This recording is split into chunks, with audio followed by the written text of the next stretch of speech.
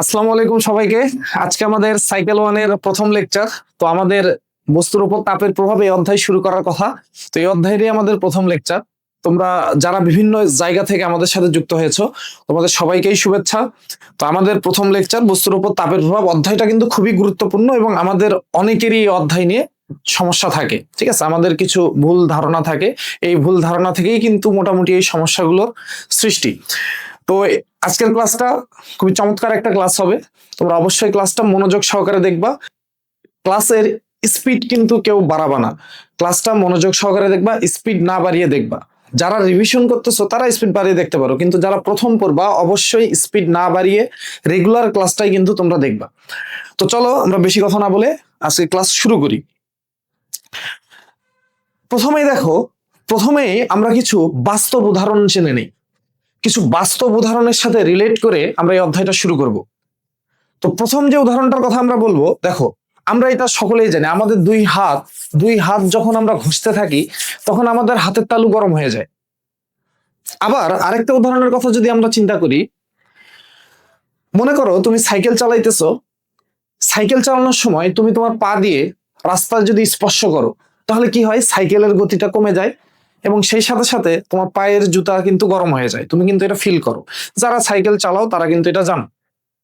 আবার মনে করো তুমি একটা অমসৃণ তলের উপর দিয়ে একটা বস্তুকে টেনে নিয়ে যাচ্ছ, একটা ব্লককে টেনে নিয়ে যাচ্ছ, কি হবে? ওই যে ব্লকের স্পর্শতলটা হাত দিয়ে দেখবা গরম হয়ে গেছে। একটা ঘূর্ণায়মান চাকা একটা চাকা ঘুরতেছে, এই চাকাকে তুমি যদি হাত দিয়ে থামানোর চেষ্টা করো কি হবে? চাকার ঘূর্ণন গতি, চাকাটা স্লো ঘুরবে, চাকাটা ঘূর্ণন গতি কমে যাবে, কিন্তু সাথে সাথে চাকাটা কিন্তু কি হবে, চাকাটা গরম হয়ে যাবে।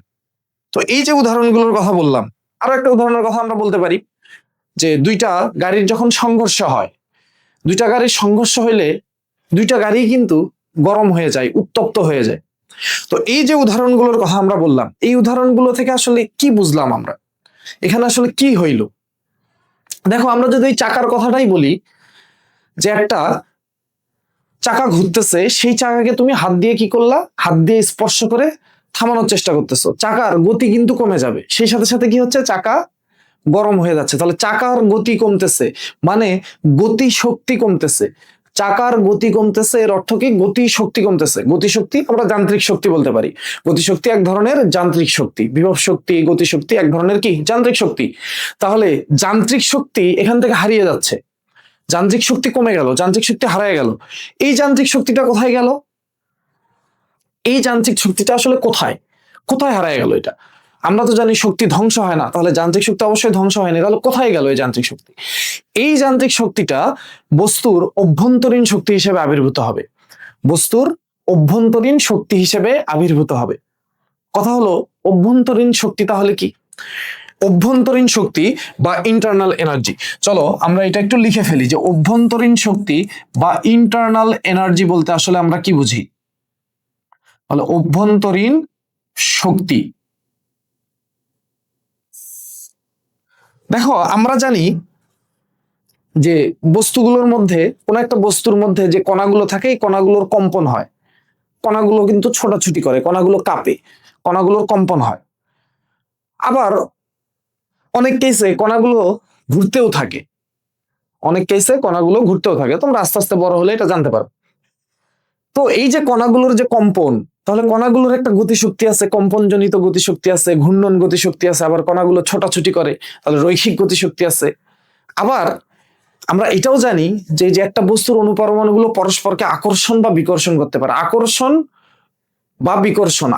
করতে পারে, বিকর্ষণও কিন্তু করতে পারে। শুধু আকর্ষণ কিন্তু মনে রেখো না, আকর্ষণও করতে পারে। এই যে একটা বস্তুর মধ্যে যে অসংখ্য কণা দ্বারা একটা বস্তু যে তৈরি, অনুপরমাণুগুলো পরস্পরকে আকর্ষণও করতে পারে, পরস্পরকে কি করতে পারে, পরস্পরকে বিকর্ষণও করতে পারে। তো এই যে আকর্ষণ বিকর্ষণ বলের জন্য আর এই যে গতির জন্য বস্তুর মধ্যে মোট যে শক্তিটা থাকে, এটাই হচ্ছে ইন্টারনাল এনার্জি বা অভ্যন্তরীণ শক্তি। তাহলে এটাকে আমরা কিভাবে লিখবো, যে কোনো বস্তুর অনুপরমাণু সমূহের কোন বস্তুর অনুপরমাণু সমূহের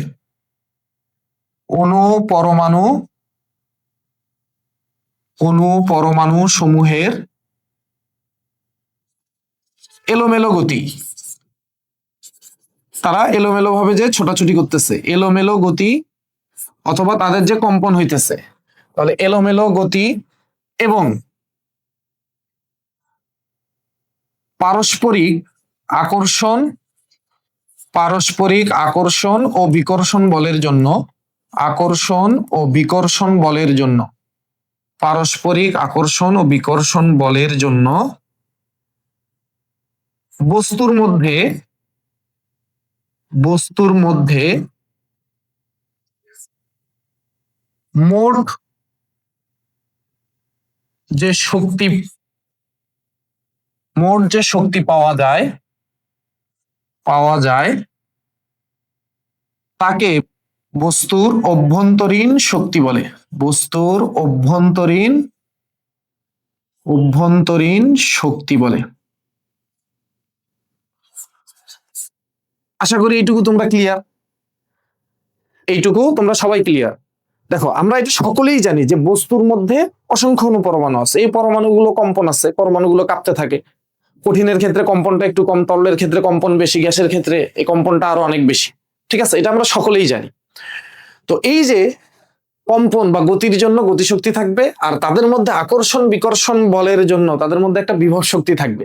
ঠিক আছে, এই যে মোট যে শক্তিটা কোন একটা বস্তুর ভিতরে এই গতির জন্য, ঠিক আছে, আকর্ষণ বিকর্ষণ বলের জন্য বস্তুর মধ্যে মোট যে শক্তিটা নিহিত থাকে, এটাকেই বলা হয় ওই বস্তুর অভ্যন্তরীণ শক্তি।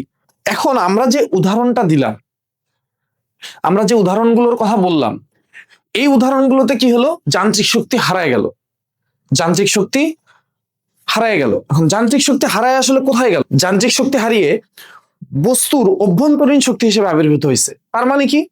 তার মানে হচ্ছে আমরা এটা বলতে পারি, দেখো একটা ঠান্ডা বস্তু বা একটা শীতল বস্তু, এই যে একটা ঠান্ডা বস্তু বা শীতল বস্তু শক্তি গ্রহণ করতেছে, এই যে শক্তি গ্রহণ করে, শক্তি গ্রহণ করে সে কি হয়ে যায়, গরম বস্তুতে পরিণত হয়, গরম বস্তু হয়ে যায়। তাহলে একটা ঠান্ডা বস্তু শক্তি গ্রহণ করে গরম বস্তু হইতেছে, উত্তপ্ত হইতেছে। ঠান্ডা বস্তু বা শীতল বস্তু শক্তি গ্রহণ করে, দেখো খুবই মজার জিনিস। এখন ওই যে আমরা উদাহরণগুলোতে যান্ত্রিক শক্তি হারাইলাম, ওই বস্তুগুলো সেই যান্ত্রিক শক্তিকে অ্যাবজর্ব করছে, সেই শক্তিগুলো গ্রহণ করছে, শক্তি গ্রহণ করে কি হয়েছে, গরম হয়ে গেছে। শক্তি গ্রহণ করে কি হয়েছে, গরম হয়ে গেছে। ঠান্ডা ছিল, গরম হয়ে গেছে, ঠান্ডা ছিল, গরম হয়ে গেছে। আচ্ছা, এবার তাহলে আমরা এটা বলতে পারি যে একটা বস্তু, দেখো এটা আমরা বলতেই পারি যে এই ধরো একটা বস্তু আছে, এই বস্তুটা এটা হচ্ছে ঠান্ডা অবস্থায় আছে, ঠান্ডা অবস্থায়, বস্তুটা ঠান্ডা অবস্থায় বা শীতল অবস্থায় আছে। ঠান্ডা অবস্থায় এই বস্তুতে মোট অভ্যন্তরীণ শক্তি, মোট অভ্যন্তরীণ শক্তি কম, মোট অভ্যন্তরীণ শক্তি কম, ঠান্ডা অবস্থায় মোটামুটি ধরো কম। কার তুলনায়? গরম অবস্থার তুলনায়। ধরো এই বস্তুটাই যদি এই যে গরম অবস্থায় থাকে, বস্তুটাই যদি গরম অবস্থায়, বস্তুটা কোনো কারণে শক্তি গ্রহণ করছে কোথাও থেকে, এই যে গরম অবস্থায় আছে, এখন গরম অবস্থায়, তাহলে এই বস্তুর এখন মোট অভ্যন্তরীণ শক্তি বেশি, মোট অভ্যন্তরীণ, অভ্যন্তরীণ শক্তি, শক্তি বেশি। কার তুলনায়? ঠান্ডা অবস্থায় তুলনায়। বস্তুটা যখন ঠান্ডা অবস্থায় ছিল, ঠান্ডা ছিল, শীতল ছিল, তখন বস্তুতে মোট অভ্যন্তরীণ শক্তি যতটুকু ছিল, বস্তুটা যখন গরম অবস্থায় চলে গেছে অভ্যন্তরীণ শক্তি বেড়ে গেছে। কেন? বস্তু এই যে ঠান্ডা অবস্থা থেকে গরম অবস্থা, গরম বস্তু হওয়ার জন্য তাকে শক্তি গ্রহণ করা লাগছে। তাহলে আমাদের এই উদাহরণগুলোতে এই একই কাজটাই কিন্তু হয়েছে, যান্ত্রিক শক্তি হারিয়ে গেছে। তো এই যান্ত্রিক শক্তি হারিয়ে কোথায় গেছে? এই যান্ত্রিক শক্তি ওই যে বস্তুগুলো শক্তি গ্রহণ করছে, শক্তি গ্রহণ করে তাদের কি হয়েছে, অভ্যন্তরীণ শক্তি বেড়ে গেছে। তো অভ্যন্তরীণ শক্তি বেড়ে গিয়ে তারা এই যে ঠান্ডা অবস্থা থেকে গরম অবস্থায় চলে গেছে, মানে তাদের অভ্যন্তরীণ শক্তি বেড়ে গেছে, এই জন্য আমরা কি গরম অনুভব করতেছি, এই বস্তুগুলোকে গরম অনুভব করতেছি। এইটুকু কি তোমরা ক্লিয়ার? আচ্ছা, এবার দেখো আমরা যদি একটা ঠান্ডা বস্তু, এই ধরো একটা ঠান্ডা বস্তু, একটা শীতল বস্তু, বা আমরা বললাম যে একটা ঠান্ডা বস্তু, শীতল বস্তু বা ঠান্ডা বস্তু, এইখানে আমাদের আরেকটা বস্তু আছে, এটা আর একটা বস্তু আমাদের, এই বস্তুটা গরম, এই বস্তুটা গরম বস্তু, গরম বস্তু। একটু আগে আমরা যেটা দেখলাম, এখানে কিন্তু দুইটা একই বস্তু। যখন ঠান্ডা অবস্থায় ছিল তখন অভ্যন্তরীণ শক্তি যতটুকু ছিল, বস্তুটা যখন গরম অবস্থায় পৌঁছে গেছে তখন অভ্যন্তরীণ শক্তি বেশি, কারণ তাকে শক্তি অ্যাবজর্ব করা লাগছে, শক্তি গ্রহণ করা লাগছে। এখন দুইটা আলাদা আলাদা বস্তু, এটা ধরো আমাদের 1 নাম্বার বস্তু, এটা হচ্ছে আমাদের 2 নাম্বার বস্তু, দুইটা ঠান্ডা বস্তু। এখন এদেরকে যদি আমরা পরস্পরের সংস্পর্শে নিয়ে আসি, এই ঠান্ডা বস্তু গরম বস্তুকে আমরা যদি কি করি, পরস্পরের সংস্পর্শে নিয়ে আসি, এই যে ধরো পরস্পরের সংস্পর্শে নিয়ে আসলাম, কি ঘটনা ঘটবে বলতো? এই ঠান্ডা বস্তু গরম বস্তুকে পরস্পরের সংস্পর্শে নিয়ে আসলে, তাহলে এই যে একটি গরম বস্তু, একটি গরম বস্তু ও একটি ঠান্ডা বস্তুকে, একটি ঠান্ডা বস্তুকে পরস্পরের সংস্পর্শে নিয়ে আসলে, পরস্পরের সংস্পর্শে নিয়ে আসলে কি ঘটে? আমরা কি দেখি, আসলে কি ঘটবে বলো? একটা গরম বস্তু আর একটা ঠান্ডা বস্তুকে পরস্পরের সংস্পর্শে নিয়ে আসা হয়েছে, কি ঘটতে পারে? তাহলে 1 নম্বর যে জিনিসটা ঘটবে, দেখো এই যে ঠান্ডা যে বস্তুটা আছে, ঠান্ডা বস্তু গরম হতে শুরু করবে, গরম হতে শুরু করবে, এই ঠান্ডা বস্তুটা গরম হতে শুরু করবে, ঠিক আছে? একই সাথে সাথে গরম বস্তুটা কি হওয়া শুরু করে, গরম বস্তু ঠান্ডা হওয়া শুরু করবে, ঠান্ডা হতে শুরু করবে। এই যে দুইটা কথা আমরা লিখলাম, একটা ঠান্ডা বস্তু আর একটা গরম বস্তুকে আমরা যখন পরস্পরের সংস্পর্শে নিয়ে আসতেছি, তখন কি হইতেছে, ঠান্ডা বস্তু গরম হতে শুরু করে, গরম বস্তু ঠান্ডা হতে শুরু করে। এই যে দুইটা কথা, ঠান্ডা বস্তু গরম হতে শুরু করে, একটা বস্তু গরম হবে, ঠান্ডা থেকে গরম হবে, তার মানে সে শক্তি গ্রহণ করা লাগবে, সে শক্তি কোথা থেকে গ্রহণ করতেছে। আর গরম বস্তু ঠান্ডা হইতেছে, তার মানে হচ্ছে তার অভ্যন্তরীণ শক্তি কমতেছে, তার মানে সে শক্তি কাউকে দিয়ে দিচ্ছে, শক্তি ছেড়ে দিচ্ছে, অভ্যন্তরীণ শক্তি কমতেছে, ঠান্ডা হয়ে যাচ্ছে। অভ্যন্তরীণ শক্তি কম মানে সে ঠান্ডার দিকে যাবে। আর অভ্যন্তরীণ শক্তি, শক্তি যখন সে গ্রহণ করবে, শক্তি যখন সে গ্রহণ করবে, তখন সে তার অভ্যন্তরীণ শক্তি বাড়বে, সে গরম হয়ে যাবে, ঠিক আছে? তাহলে এই জায়গা থেকে দেখো আমরা বলতে পারি যে সংস্পর্শে যখন পরস্পরের নিয়ে আসবো আমরা এই দুইটা বস্তুকে, তাহলে ঠান্ডা বস্তুটার অভ্যন্তরীণ শক্তি ধীরে ধীরে বাড়তে থাকবে। এই যে ঠান্ডা বস্তুর অভ্যন্তরীণ শক্তি ধীরে ধীরে বাড়তে থাকবে, অভ্যন্তরীণ শক্তি ধীরে ধীরে বৃদ্ধি পাবে। এখন অভ্যন্তরীণ শক্তি ধীরে ধীরে বৃদ্ধি পাবে, এর জন্যই কিন্তু এই ঠান্ডা বস্তুটা গরম হতে শুরু করতেছে, আস্তে আস্তে গরম হইতেছে, ঠিক আছে? যত অভ্যন্তরীণ শক্তি বৃদ্ধি পাবে সে তত গরম হবে। আর গরম বস্তুটার কি হবে, গরম বস্তুর অভ্যন্তরীণ শক্তি হ্রাস পাবে, গরম বস্তুর অভ্যন্তরীণ শক্তি ধীরে ধীরে হ্রাস পাবে, ধীরে ধীরে হ্রাস পাবে, গরম বস্তুর অভ্যন্তরীণ শক্তি ধীরে ধীরে হ্রাস পাবে। অভ্যন্তরীণ শক্তি ধীরে ধীরে হ্রাস পাবে, এর জন্যই কিন্তু এটা ঠান্ডা হতে শুরু করতেছে, অভ্যন্তরীণ শক্তি কমতেছে, ঠান্ডা হতে শুরু করবে। আচ্ছা, এবার খেয়াল করো, তার মানে আমরা এটা বলতে পারি যে এই যে গরম বস্তু থেকে ঠান্ডা বস্তুতে আসলে কি হয়েছে, শক্তির একটা প্রবাহ হয়েছে। গরম বস্তু থেকে ঠান্ডা বস্তুতে কি হয়েছে, একটা শক্তির, এই যে শক্তির একটা প্রবাহ হয়েছে, শক্তি প্রবাহিত হয়েছে, শক্তির প্রবাহ হয়েছে, ঠিক আছে? গরম বস্তু থেকে ঠান্ডা বস্তুতে শক্তির প্রবাহ হয়েছে। এইটুকু তোমরা সবাই ক্লিয়ার কিনা? এইটুকু তোমরা সবাই ক্লিয়ার কিনা? দেখো এখনো কিন্তু আমরা মূল জায়গায় যাই নাই, আমরা এখনো সেই আমাদের উদাহরণগুলো নিয়েই কিন্তু কথা বলতেছি, ঠিক আছে? উদাহরণগুলো থেকে আস্তে আস্তে আমরা আমাদের মূল পয়েন্টের দিকে আগাচ্ছি। তাহলে ঠান্ডা বস্তুর অভ্যন্তরীণ শক্তি ধীরে ধীরে বৃদ্ধি পায়, মানে সেটা গরম হতে শুরু করে, আর গরম বস্তুর অভ্যন্তরীণ শক্তি ধীরে ধীরে কি পায়, হ্রাস পায়, ঠিক আছে? আচ্ছা, এবার দেখো, তাহলে আমরা বুঝলাম যে একটা ঠান্ডা বস্তু একটা কঠিন বস্তুকে পরস্পরের সংস্পর্শে আসলে শক্তির প্রবাহ হইতেছে। আচ্ছা, এখন তুমি বলো তো, এই যে শক্তির প্রবাহ এখানে হইলো, এর জন্য আমাদের কোনো বল প্রয়োগ করা লাগছে? এই শক্তির প্রবাহটা হওয়ার জন্য আমার কোনো বল প্রয়োগ করা লাগছে না।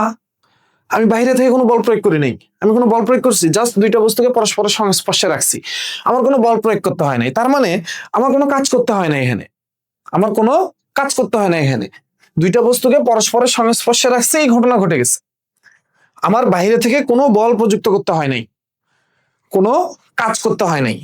তাহলে আমরা এটা বলতে পারি এই যে কোনো কাজ করা ছাড়া, কোনো কাজ করা ছাড়া, কাজ করা ছাড়া এক বস্তু থেকে অন্য বস্তুতে যে শক্তি প্রবাহিত হয়,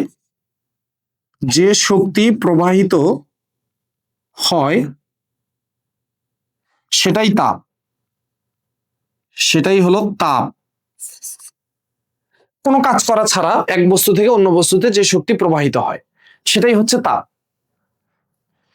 এই শক্তির প্রবাহটাই কিন্তু তাপ, শক্তির প্রবাহটা তাপ, যতটুকু শক্তি প্রবাহিত হইলো সেইটা হচ্ছে তাপ। ঠিক আছে, যতটুকু শক্তি প্রবাহিত হয়েছে সেটাকে বলা হইতেছে তাপ, কোনো কাজ করা ছাড়া। আশা করি এটুকু ক্লিয়ার। এখন আমরা পরীক্ষায় আসলে তাপ কিভাবে লিখবো, তাপকে কিভাবে ব্যাখ্যা করব। দেখো, তাপ বা হিট, আমরা লিখব যে তাপ বস্তুর অভ্যন্তরীণ শক্তির সাথে সম্পর্কিত, অভ্যন্তরীণ শক্তির সাথে সম্পর্কিত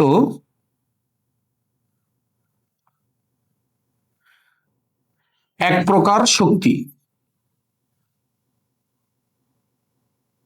তাপ বস্তুর অভ্যন্তরীণ শক্তির সাথে সম্পর্কিত এক প্রকার শক্তি, যা আমাদের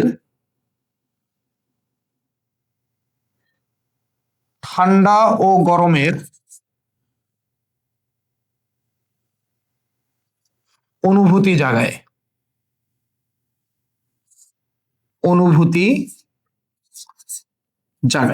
এখন তুমি বলতে পারো তাপ কিভাবে বস্তুর অভ্যন্তরীণ শক্তির সাথে সম্পর্কিত। দেখো, এই যে অভ্যন্তরীণ শক্তি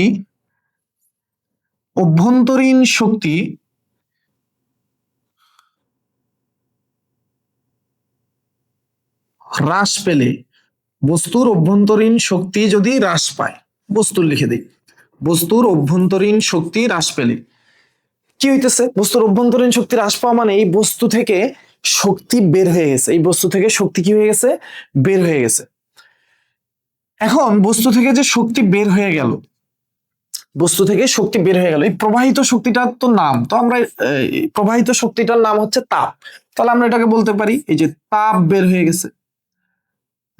হয়ে গেছে, ঠিক আছে। বস্তুর অভ্যন্তরীণ শক্তি হ্রাস মানে হচ্ছে তাপ বের হয়ে গেছে, মানে হচ্ছে শক্তি এই বস্তু থেকে বের হয়ে গেছে, ওই প্রবাহিত, ওই শক্তির প্রবাহটাকেই হচ্ছে তাপ বলে, ওই শক্তিটাই হচ্ছে তাপ, যে শক্তিটা প্রবাহিত হইলো। এখন তাপ বের হয়ে গেলে এই বস্তুটা, দেখো অভ্যন্তরীণ শক্তি কমে গেছে, তার মানে বস্তুটা এখন কি হবে, ঠান্ডা হয়ে যাবে, অভ্যন্তরীণ শক্তি হ্রাস মানে বস্তু কি হয়ে যাবে, ঠান্ডা হয়ে যাবে। বস্তুর অভ্যন্তরীণ শক্তি যদি বৃদ্ধি পায়, অভ্যন্তরীণ শক্তি বৃদ্ধি পেলে, বস্তুর অভ্যন্তরীণ শক্তি যদি বৃদ্ধি পায়, বৃদ্ধি পাওয়া মানে কি, এই বস্তুতে তাপ আসছে, মানে শক্তি প্রবাহিত হয়ে এই বস্তুতে আসছে, তাহলে এই জন্য অভ্যন্তরীণ শক্তি বেড়ে গেছে। আগে থেকেই তো অভ্যন্তরীণ শক্তি ছিল এই বস্তুর, আরো শক্তি আসছে, তাহলে অভ্যন্তরীণ শক্তি বেড়ে গেছে, তার মানে এই বস্তু এই যে তাপ গ্রহণ করে, ঠিক আছে। তো তাপ গ্রহণ করছে মানে কি, শক্তি, ওই যে প্রবাহিত শক্তিটাকে গ্রহণ করছে, প্রবাহিত শক্তিটাই তাপ। বস্তু গরম হয়ে যাবে, বস্তু কি হয়ে যাবে, গরম হয়ে যাবে, ঠিক আছে। অভ্যন্তরীণ শক্তি বেড়ে গেলে বস্তু গরম হয়ে যায়, ঠিক আছে। তাহলে দেখো, এই যে তাপ আমাদের ঠান্ডা ও গরমের অনুভূতি সৃষ্টি করতেছে। তুমি মনে করো হাত দিয়ে বরফ ধরলে কি ঘটবে, বরফ হচ্ছে ঠান্ডা বস্তু, তোমার হাত হচ্ছে গরম বস্তু, ঠিক আছে। বরফ ঠান্ডা, তোমার হাত হচ্ছে গরম। এই হাত দিয়ে তুমি যদি বরফ স্পর্শ করো, তাহলে কি হয়, তোমার হাত থেকে শক্তির প্রবাহ হবে, বরফে শক্তির প্রবাহ হবে, মানে ওই যে শক্তির প্রবাহ, ওই যে প্রবাহিত শক্তিটাই তো তাপ, তাহলে তোমার হাত থেকে শক্তি মানে তাপ কোথায় যাবে, বরফ হয়ে যাবে। তাহলে তোমার হাতের অভ্যন্তরীণ শক্তি কমে যাবে। অভ্যন্তরীণ শক্তি যদি তোমার হাতের অভ্যন্তরীণ শক্তি যদি হ্রাস পায়, তাহলে তোমার হাত ঠান্ডা হয়ে যাবে, তুমি ঠান্ডা অনুভব করবা। তোমার হাত ঠান্ডা হয়ে যাবে, তুমি ঠান্ডা অনুভব করবা। আবার আমরা যদি বিপরীত ভাবে চিন্তা করি, ধরো তোমরা যারা রান্না করো, রান্না করার সময় যে চামচ থাকে যেটা দিয়ে আমরা খাবার নাড়াচাড়া করি, ঠিক আছে, তো এই চামচের হাতল দেখবা গরম হয়ে গেছে, চামচের হাতল গরম হয়ে গেছে। তো তুমি যখন ওই হাতল ধরছো, গরম অনুভব হয়। কেন গরম অনুভব হলো তোমার? তুমি যখন হাতল ধরছো, দেখো তোমার হাত ছিল ঠান্ডা, ওই হাতল ছিল গরম। যখন স্পর্শে আসছে, পরস্পরের সংস্পর্শে আসছে, ওই গরম বস্তু থেকে, মানে ওই হাতল থেকে, চামচের হাতল থেকে শক্তির প্রবাহ হয়েছে তোমার হাতে, শক্তির প্রবাহ হয়েছে তোমার হাতে। তার মানে তোমার হাতে শক্তি আসছে, শক্তির প্রবাহ হয়েছে, তোমার হাতের অভ্যন্তরীণ শক্তি বেড়ে গেছে। তোমার হাতের যেহেতু অভ্যন্তরীণ শক্তি বৃদ্ধি পাইছে, তুমি গরম অনুভব করবা, তোমার হাত গরম হয়ে গেছে। অভ্যন্তরীণ শক্তি বৃদ্ধি পাইছে, তোমার হাত গরম হয়ে গেছে, মানে তুমি গরম অনুভব করবা। আশা করি এইটুকু ক্লিয়ার। আচ্ছা, এবার দেখো আমরা তাপকে এভাবে বলতে পারি যে তাপ, এই যে তাপ হলো অভ্যন্তরীণ শক্তির স্থানান্তর। অভ্যন্তরীণ শক্তির স্থানান্তর মানে দুইটা বস্তুর মধ্যে জাস্ট অভ্যন্তরীণ শক্তির স্থানান্তর হয়েছে। দুইটা বস্তুর মধ্যে অভ্যন্তরীণ শক্তির স্থানান্তর হয়েছে। দুইটা বস্তুকে পরস্পরের সংস্পর্শে নিয়ে আসছো, দেখবা শক্তির একটা প্রবাহ হবে। শক্তির প্রবাহ হওয়ার জন্য কারো অভ্যন্তরীণ শক্তি বাড়বে, কারো অভ্যন্তরীণ শক্তি কমে যাবে। তার মানে কি, অভ্যন্তরীণ শক্তির জাস্ট একটা স্থানান্তর। তাপ হলো অভ্যন্তরীণ শক্তির স্থানান্তর। যতটুকু শক্তির স্থানান্তর হচ্ছে ওটাই হচ্ছে তাপ। এরপর আমরা কি বলতে পারি, দেখো এটাকে এভাবে বলতে পারি যে তাপমাত্রার পার্থক্যের কারণে, তাপমাত্রার পার্থক্যের কারণে, তাপমাত্রার পার্থক্যের কারণে গরম বস্তু থেকে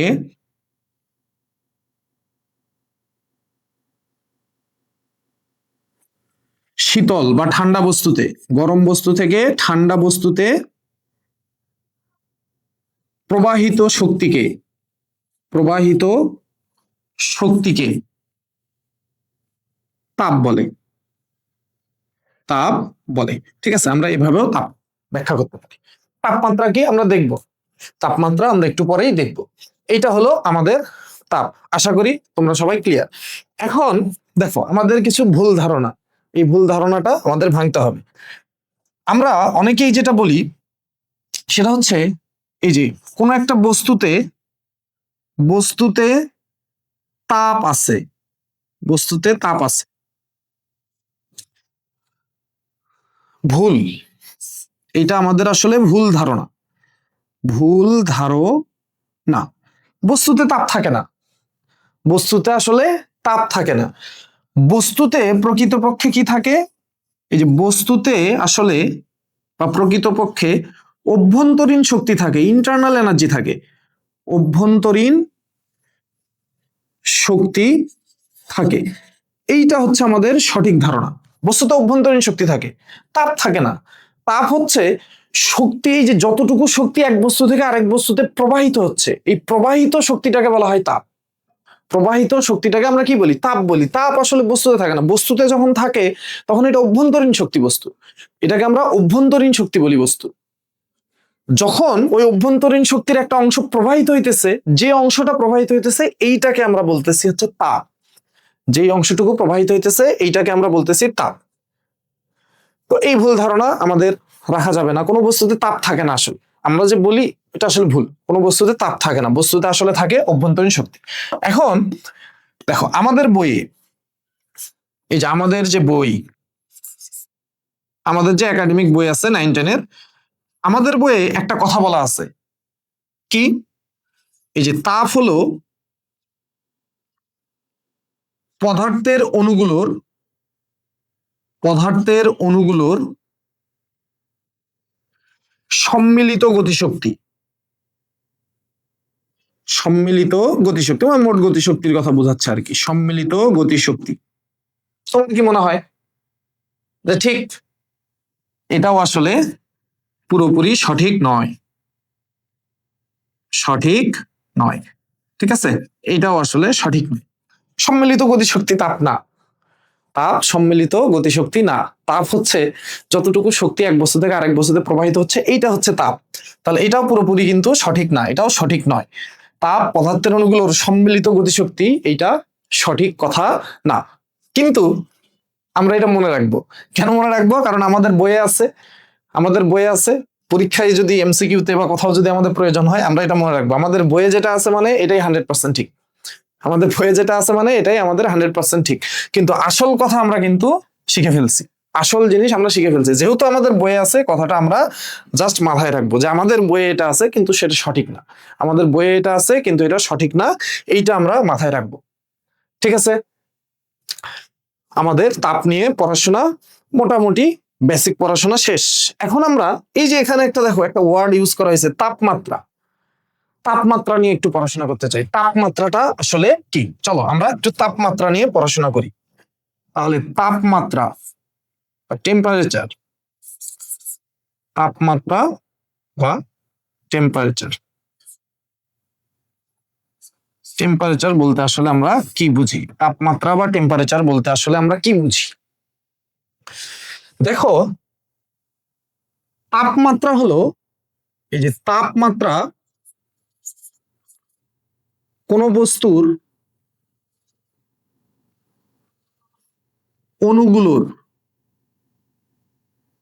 অণুগুলোর গড় গতিশক্তির পরিমাপক। গড় গতিশক্তির পরিমাপক। এইখানে একটু কথা আছে, কেউ আবার মনে করো না তাপমাত্রা হলো বস্তুর অণুগুলোর গড় গতিশক্তি। গড় গতিশক্তি না, কিন্তু গড় গতিশক্তির পরিমাপক। মানে এই যে তাপমাত্রা দ্বারা বা অণুগুলোর গড় গতিশক্তি দ্বারা আমরা তাপমাত্রা বুঝতে পারি ওই বস্তু। গড় গতিশক্তির পরিমাপক, গড় গতিশক্তি না, তাপমাত্রা অণুগুলোর গড় গতিশক্তি না। অণুগুলোর এই যে তাপমাত্রা যত বেশি হয়, অণুগুলোর গড় গতিশক্তি তত বেশি হয়, পরিমাপক আর কি। যেমন আমরা একটা রাশি পড়ে আসছি যে ভর হচ্ছে জড়তার পরিমাপক। ভর হচ্ছে জড়তার পরিমাপক। এখন ভর, জড়তা কি ভর? না, ভর জড়তার পরিমাপক। ঠিক তেমনি তাপমাত্রা কি আসলে গতিশক্তি? না, তাপমাত্রা কিন্তু গতিশক্তি না। তাপমাত্রা কি বস্তুর অণুগুলোর গড় গতিশক্তির পরিমাপক। কিরকম? দেখো, কোন বস্তুর, এই যে কোন বস্তুর অণুগুলোর গড় গতিশক্তি, গড় গতিশক্তি কিন্তু শুধু মোট গতিশক্তি না, গড় গতিশক্তি বেশি, এর অর্থ হচ্ছে ওই বস্তুর তাপমাত্রা বেশি। ওই বস্তুর তাপমাত্রা বেশি। এবার যদি এরকম হয় যে কোনো বস্তুর অণুগুলোর এই যে গড় গতিশক্তি কম, গড় গতিশক্তি কম, তাহলে ওই বস্তুর তাপমাত্রা কম, ওই বস্তুর তাপমাত্রা কম। তাহলে অণুগুলোর গড় গতিশক্তি দ্বারা আমরা আসলে তাপমাত্রার পরিমাপটা বুঝতে পারি, তাপমাত্রার পরিমাপটা বুঝতে পারি। পরিমাপক। তাপমাত্রা কখনোই গড় গতিশক্তি না, তাপমাত্রা কখনোই গড় গতিশক্তি না, এটা কিন্তু মাথায় রাখবা। এবার তুমি চিন্তা করো, আমরা একটা উদাহরণ চিন্তা করি। প্রথমে একটা উদাহরণ আমরা চিন্তা করি। মনে করো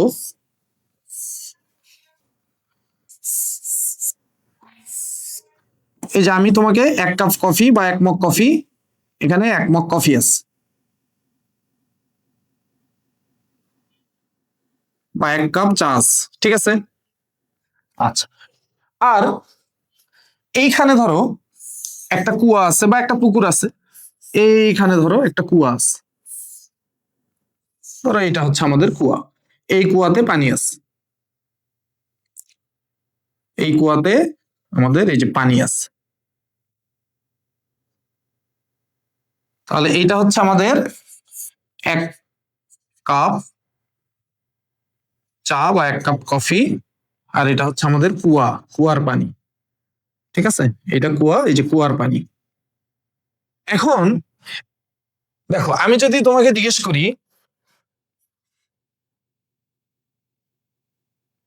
যে এই যে 1 কাপ কফি গরম নাকি কুয়ার পানি গরম, তুমি অবশ্যই বলবা যে কফি গরম। ঠিক আছে, কফি বা চা গরম হবে। কুয়ার পানি কফি বা চার মতো এতটা তো গরম হবে না, ঠান্ডা, তুলনামূলক ঠান্ডা হবে। আচ্ছা, এবার দেখো তোমাকে যদি জিজ্ঞেস করা হয় তাহলে কুয়ার পানির এই যে অণুগুলো, এই অণুগুলো কিন্তু ওই যে কাঁপতেছে, অণুগুলো কাঁপতেছে, তাহলে এখানকার অণুগুলোও কিন্তু কাঁপতেছে। তোমাকে যদি আমি জিজ্ঞেস করি যে এখানকার একটা অণুর গতিশক্তি বেশি হবে না কুয়ার পানির একটা অণুর গতিশক্তি বেশি হবে, একটা অণুর কিন্তু বলছি, তাহলে এই যে একটি অণুর গতিশক্তি, একটি অণুর গতিশক্তি কোথায় বেশি? একটি অণুর গতিশক্তি কোথায় বেশি হবে বলো? 1 কাপ কফিতে বেশি নাকি কুয়ার পানিতে বেশি? অবশ্যই 1 কাপ কফিতে বেশি। 1 কাপ কফিতে বেশি। কেন? কারণ এখানে ছোটাছুটি বেশি করতেছে, গরম গরম বস্তু ছোটাছুটি বেশি করতেছে, তাহলে একটি অণুর গতিশক্তি আমরা যদি বলি অবশ্যই এই যে 1 কাপ কফির একটা অণুর গতিশক্তি বেশি হবে এর একটি অণুর গতিশক্তির থেকে, কুয়ার পানির একটি অণুর গতিশক্তির থেকে, ঠিক আছে। এখন তোমাকে যদি আমি বলি মোট গতিশক্তি কোথায় বেশি, 1 কাপ কফিতে মোট গতিশক্তি বেশি নাকি কুয়ার পানিতে মোট গতিশক্তি বেশি বলো তো? অবশ্যই কুয়ার পানিতে মোট গতিশক্তি বেশি। কেন? কুয়ার পানিতে কোটি কোটি অণু আছে, কোটি কোটি পানির অণু আছে। 1 কাপ কফিতে ওই কুয়ার পানির মতো তো ওই রকম কোটি কোটি কোটি কোটি নাই। আমরা যদি জাস্ট এক্সাম্পল হিসেবে চিন্তা করি, মনে করো এখানে 100টা পানির অণু আছে, 100টি অণু আছে, এই কফির মধ্যে 100টি অণু আছে। এইখানে ধরো 1000 অণু আছে, 1000টি অণু আছে। এখানে একটা অণুর গতিশক্তি, এই যে একটি অণুর ইকে দ্বারা গতিশক্তি বোঝাচ্ছি, একটি অণুর গতিশক্তি আমরা ধরে নিলাম ধরো 20 জুল, গতিশক্তি 20 জুল। এইখানে তুমি চিন্তা করো এই যে একটি অণুর ইকে এখানে তো কম হবে, এখানে কম হবে, ধরো 5 জুল। এখন তুমি চিন্তা করো তো মোট গতিশক্তি এখানে বেশি না ওখানে বেশি? মোট গতিশক্তি ভাগ করো, গুণ করো, 100 দিয়ে এটাকে গুণ করো, 100 দিয়ে এটাকে গুণ করলে কত হবে? 2000। এই যে 100 মোট গতিশক্তি, এখানে 100টা অণু আছে, একটা অণুর গতিশক্তি 20 জুল, 2000 জুল। 1000টা অণু আছে, একটা অণুর গতিশক্তি 5 জুল, 5000 জুল। মোট গতিশক্তি কিন্তু ওখানে বেশি, কারণ ওখানে অণুর সংখ্যা বেশি, কারণ অনেক বেশি অণু আছে। তাহলে মোট গতিশক্তি যদি চিন্তা করো, এই যে মোট গতিশক্তি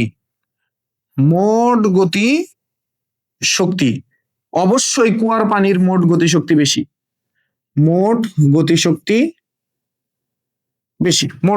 কুয়ার পানিতে বেশি। এবার আমি যদি তোমাকে বলি গড় গতিশক্তি কোথায় বেশি? গড় মানে কি? মোটকে অনুসংখ্যা দ্বারা ভাগ দিবা, তাহলে মোটকে দেখো এই যে 100 ইন্টু 20, এটা হচ্ছে মোট গতিশক্তি। একটা অণুর গতিশক্তি 20 জুল, তাহলে 100টা অণুর গতিশক্তি হবে 100 ইন্টু 20। এটা হচ্ছে মোট গতিশক্তি, এটা হচ্ছে আমাদের মোট। এখন আমি গড় বের করতে চাই, গড়। তাহলে মোট গতিশক্তিকে আমরা কি করব? মোট অণুর সংখ্যা দিয়ে ভাগ দিব। এই যে 100টা অণু আছে, 100 কাটাকাটি, এই 20 জুল হচ্ছে আমার গড় গতিশক্তি। এখানেও যদি একই কাজ করি, তাহলে এই যে মোট গতিশক্তি আমরা একটু ধরে নিছি জাস্ট বোঝার জন্য, 1000 ইন্টু 50, 5। একটা অণুর গতিশক্তি 5, অণু আছে আমার কয়টা? 1000টা, তাহলে 1000টা অণুর গতিশক্তি হবে 1000 ইন্টু 5, তাহলে এখানে হচ্ছে 5000। আমি যদি এখানে গড় বের করতে চাই, তাহলে মোট গতিশক্তি 1000 ইন্টু 5 ডিভাইডেড বাই হচ্ছে অণুর সংখ্যা 1000, 1000 কাটাকাটি, এখানে থাকবে কত? 5 জুল। তাহলে বলো গড় গতিশক্তি কোথায় বেশি হলো? তাহলে গড় গতিশক্তি, অণুগুলোর গড় গতিশক্তি, দেখো গড় গতিশক্তি কিন্তু আবার এই যে কফিতে বেশি, ঠিক আছে? তাহলে গড় গতিশক্তি বেশি। এখন এই যে আমরা উদাহরণটা দেখলাম, এত কিছু হিসাব করলাম, কি লাভ হইলো আমাদের? দেখো লাভ হইলো হচ্ছে তাপমাত্রা, আমরা বলছিলাম অণুগুলোর গড় গতিশক্তির পরিমাপক, মোট গতিশক্তির উপরে কিন্তু না, গড় গতিশক্তির পরিমাপক। তাপমাত্রা কখনোই গতিশক্তি না, পরিমাপক। তার মানে হচ্ছে যেখানে গড় গতিশক্তি বেশি, এই যে গড় গতিশক্তি যেখানে বেশি সেটা তাপমাত্রা বেশি, মানে সেটা বেশি গরম, সেটার তাপমাত্রা বেশি, সেটা বেশি গরম। মোট গতিশক্তির উপরে কিন্তু এটা ডিপেন্ড করতেছে না। দেখো মোট গতিশক্তি কিন্তু এখানে বেশি, এই জন্য কিন্তু এটা বেশি গরম হয়ে যায়নি। কুয়ার পানি বেশি গরম হয়ে গেছে? কুয়ার পানি কি এক কাপ কফির থেকে বেশি গরম? না। তাহলে গড় গতিশক্তি যেখানে বেশি সেইখানে তাপমাত্রা বেশি, মানে সেই বস্তুটা বেশি গরম, সেই বস্তুটা বেশি গরম। এই তাপমাত্রা, এই ব্যাপারটা কোনো জায়গায় কোনো বস্তুতে গড় গতিশক্তি যত বেশি হবে সেই বস্তুটা তত বেশি গরম হবে, মানে তার তাপমাত্রা তত বেশি। কোন বস্তুর অণুগুলোর গড় গতিশক্তি যত কম তার তাপমাত্রা তত কম, তার মানে ওই বস্তুটা তত কম গরম, তত ঠান্ডা আর কি, তত শীতল। তাহলে তাপমাত্রা আসলে বুঝায় কোন একটা বস্তু কত বেশি ঠান্ডা বা কত বেশি গরম, তাপীয় অবস্থাটা নির্দেশ করে। তাপীয় অবস্থা বলি আমরা এটাকে। কোন একটা বস্তু কত বেশি গরম বা কত বেশি ঠান্ডা, তাপমাত্রা দ্বারা আমরা এটা বুঝি, তাপমাত্রা দ্বারা আমরা এটা বুঝি। আশা করি এইটুকু তোমরা সবাই ক্লিয়ার, এইটুকু তোমরা সবাই ক্লিয়ার হয়েছো। তাহলে দেখো আমরা এবার তাপমাত্রা কিভাবে লিখতে পারি। আমরা এই যে পরীক্ষায় যেটা লিখব, তাপমাত্রা, তাপমাত্রা এমন একটি রাশি, এমন একটি রাশি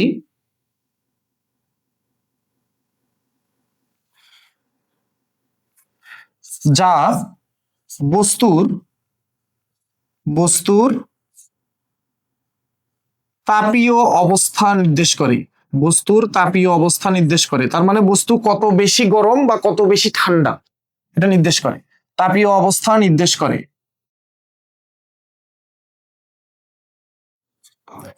এবং অন্য বস্তুর সংস্পর্শে আসলে, অন্য বস্তুর সংস্পর্শে আসলে তাপের প্রবাহের দিক নির্ধারণ করে, তাপের প্রবাহের দিক নির্ধারণ করে। অন্য বস্তুর সংস্পর্শে যদি আসে তাহলে শক্তি কোন দিকে প্রবাহিত হবে, কোন বস্তু থেকে কোন বস্তুতে, মানে তাপ শক্তি প্রবাহ, ওই যে প্রবাহিত শক্তিটাই তো তাপ। তাহলে তাপ কোন বস্তু থেকে কোন বস্তুতে প্রবাহিত হবে বা তাপ প্রবাহিত হবে কিনা, এই তাপের প্রবাহের দিক নির্ধারণ করে। তাপমাত্রা এমন একটা রাশি যেটা বস্তুর তাপীয় অবস্থা নির্ধারণ করে, নির্দেশ করে, এবং অন্য বস্তুর সংস্পর্শে আসলে তাপের প্রবাহের দিক নির্ধারণ করে। তাপ কোন বস্তু থেকে কোন বস্তুতে প্রবাহিত হবে এই দিকটা নির্ধারণ করে দেয় হচ্ছে আমাদের তাপমাত্রা। এখন আসো আমরা দুইটা বস্তু নেই, এই হচ্ছে আমাদের একটা বস্তু, এইখানে আমাদের আরেকটা বস্তু আছে, দুইটা বস্তু। ধরো এইটা হচ্ছে আমাদের গরম বস্তু, এর তাপমাত্রা বেশি, গরম বস্তু তাপমাত্রা বেশি 80°C, এর তাপমাত্রা কম শীতল বস্তু 30°C। এখন দেখো এই যে দুইটা বস্তুকে তুমি যদি পরস্পরের সংস্পর্শে নাও তাহলে কি হবে, দুইটা বস্তুকে তুমি পরস্পরের সংস্পর্শে নিয়ে আসলা, ভিন্ন তাপমাত্রার দুইটা বস্তু, একটা গরম বস্তু একটা শীতল বস্তু, কি হবে, তাপ, এই যে তাপ উচ্চ তাপমাত্রার বস্তু থেকে, মানে গরম বস্তু থেকে, উচ্চ তাপমাত্রার বস্তু থেকে নিম্ন তাপমাত্রার বস্তুর দিকে প্রবাহিত হবে, নিম্ন তাপমাত্রার বস্তুর দিকে, মানে ঠান্ডা বা শীতল বস্তুর দিকে, বস্তুর দিকে প্রবাহিত হবে, বস্তুর দিকে প্রবাহিত হবে। এটাই আমরা শিখে আসলাম যে গরম বস্তু অভ্যন্তরীণ শক্তি কমে যায়, গরম বস্তু থেকে তাপ বা শক্তি প্রবাহিত হয়, আর নিম্ন তাপমাত্রার বস্তুর অভ্যন্তরীণ শক্তি বেড়ে যায়, তার মানে নিম্ন তাপমাত্রার বস্তুতে শক্তিটা প্রবাহিত হয়ে প্রবেশ করে। আচ্ছা, এখন এই যে উচ্চ তাপমাত্রার বস্তু থেকে নিম্ন তাপমাত্রার বস্তুতে তাপ যাবে, মানে এই বস্তু থেকে এই বস্তুতে তাপ যাবে, তাপ প্রবাহিত হবে, ঠিক আছে, তাপ প্রবাহিত হবে, যে শক্তিটা প্রবাহিত হইলো ওইটা হচ্ছে তাপ। কতক্ষণ পর্যন্ত, যতক্ষণ না পর্যন্ত, যতক্ষণ না পর্যন্ত বস্তুদ্বয়ের তাপমাত্রা সমান হয়, বস্তুদ্বয়ের তাপমাত্রা সমান হয়, যতক্ষণ না পর্যন্ত বস্তুদ্বয়ের তাপমাত্রা সমান হয় ততক্ষণ পর্যন্ত এই শক্তির প্রবাহটা হবে, শক্তির প্রবাহটা ততক্ষণ পর্যন্ত হবে। এখন এই যে তাপের প্রবাহ, এই যে আমরা তাপের প্রবাহ হবে মানে শক্তি প্রবাহিত হবে গরম বস্তু থেকে শীতল বস্তু বা উচ্চ তাপমাত্রার বস্তু থেকে নিম্ন তাপমাত্রার বস্তু, এই তাপের প্রবাহটা কিন্তু তাপের প্রবাহ শুধুমাত্র তাপমাত্রার উপরে নির্ভর করে, বস্তুদ্বয়ের তাপমাত্রার উপরে নির্ভর করে, শুধুমাত্র বস্তুদ্বয়ের তাপমাত্রার উপর নির্ভর করে, মানে তাপীয় অবস্থার উপরে, কে কতটুকু বেশি গরম বেশি ঠান্ডা এর উপরে, শুধুমাত্র বস্তুদ্বয়ের তাপমাত্রার উপর নির্ভর করে, তাপের প্রবাহ তাপমাত্রার উপর নির্ভর করে, অভ্যন্তরীণ শক্তির উপরে না, অভ্যন্তরীণ শক্তির উপর নির্ভর করে না। কোথায় শক্তি বেশি, কোন বস্তুতে শক্তি বেশি কোন বস্তুতে শক্তি কম, এর উপরে তাপমাত্রা নির্ভর করে না, সরি এর উপরে তাপের প্রবাহ মানে শক্তির প্রবাহটা নির্ভর করে না, শক্তির প্রবাহটা নির্ভর করে জাস্ট তাপমাত্রার উপর। দেখো এখানে এই যে আগের স্লাইডে তুমি যদি খেয়াল করো, এই 1 কাপ কফিকে আমি যদি এই কুয়ার মধ্যে রাখি, তুমি বলো তো শক্তি এই কফি থেকে কুয়ার পানিতে যাবে না, এই কফিটাকে আমি যদি এখানে রাখি, শক্তি এই কফি থেকে, তাপ এই কফি থেকে কুয়ার পানিতে যাবে না, কিন্তু কুয়ার পানির মোট শক্তি তো বেশি, মোট অভ্যন্তরীণ শক্তি বেশি। কেন মোট অভ্যন্তরীণ শক্তি বেশি? গতিশক্তি, গতিশক্তি তো অভ্যন্তরীণ শক্তিরই একটা পার্ট, তাহলে গতিশক্তি বেশি মানে তার অভ্যন্তরীণ শক্তিও বেশি। তাহলে দেখো এই কুয়ার পানিতে অভ্যন্তরীণ শক্তি বেশি ছিল, তোমার মনে হতে পারে কুয়ার পানি থেকে মনে হয় কফিতে, কারণ ওখানে শক্তি বেশি, কুয়ার পানিতে মোট শক্তি বেশি, কুয়ার পানি থেকে মনে হয় কফিতে শক্তি আসবে না, অভ্যন্তরীণ শক্তি কোথায় বেশি এর উপরে শক্তির প্রবাহ মানে তাপ যাওয়া আসা নির্ভর করে না, শক্তির প্রবাহ নির্ভর করে না, শক্তির প্রবাহ নির্ভর করে কার উপর? তাপমাত্রার উপরে, তাপমাত্রার উপরে। যে বস্তু গরম সেখান থেকে শক্তির প্রবাহ হবে কার দিকে? শীতল বা ঠান্ডা বস্তুর দিকে, উচ্চ তাপমাত্রার বস্তু থেকে নিম্ন তাপমাত্রার বস্তুর দিকে তাপের প্রবাহ হবে। ঠিক আছে, ক্লিয়ার সবাই? চলো এবার আমরা তাপ ও তাপমাত্রা সম্পর্কে আরো কিছু ইনফরমেশন জেনে নিই। তাহলে তাপ, তাপ, তাপমাত্রা। দেখো তাপ যেহেতু শক্তি, ওই যে প্রবাহিত এক বস্তু থেকে অন্য বস্তুতে প্রবাহিত যে শক্তি, এটাকেই তো আমরা তাপ বলতেছি। তাহলে প্রবাহিত শক্তি, তাহলে তাপের যে এসআই একক হবে, তাপের এসআই একক বা আন্তর্জাতিক যে একক, তাপের এসআই একক হচ্ছে জুল, তাপের এসআই একক জুল, আমরা যে দ্বারা প্রকাশ করি। তাপমাত্রার এসআই একক কি? তাপমাত্রার এসআই একক, তাপমাত্রার এসআই একক বা আন্তর্জাতিক যে একক, এইটা হচ্ছে কেলভিন, কে দ্বারা আমরা প্রকাশ করি। তাপের ব্যবহারিক একক আছে, ব্যবহারিক একক, তাহলে ব্যবহারিক, ব্যবহারিক একক ক্যালোরি, এই ক্যালোরি এককে তাপ পরিমাপ করা হয়। তাপমাত্রার কিছু ব্যবহারিক একক আছে, তাপমাত্রার ব্যবহারিক একক, ব্যবহারিক একক যেমন সেলসিয়াস, আমরা তাপমাত্রা পরিমাপ করি সেলসিয়াস এককে, আবার ফারেনহাইট, সেলসিয়াস ফারেনহাইট এগুলোই মোটামুটি বহুল প্রচলিত তাপমাত্রার একক, তাপমাত্রা পরিমাপ করা হয় এইসব এককে। কিন্তু আন্তর্জাতিক একক কি? আন্তর্জাতিক বা এসআই একক হচ্ছে কেলভিন, আন্তর্জাতিক একক বা এসআই একক হচ্ছে কেলভিন। আচ্ছা এবার তাপ পরিমাপক যে যন্ত্র, তাপ পরিমাপক যন্ত্রের নাম, তাপ পরিমাপক যন্ত্রের নাম ক্যালোরিমিটার, তাপ পরিমাপক যন্ত্রের নাম হচ্ছে ক্যালোরিমিটার। তাপমাত্রা পরিমাপক যন্ত্রের নাম কি? তাপমাত্রা পরিমাপক যন্ত্রের নাম থার্মোমিটার। আমরা আমাদের জ্বর পরিমাপ করে থাকি, জ্বর মানে তাপমাত্রা পরিমাপ করে থাকি শরীরে, থার্মোমিটার। তাপমাত্রা পরিমাপক যন্ত্রের নাম হচ্ছে আমাদের থার্মোমিটার।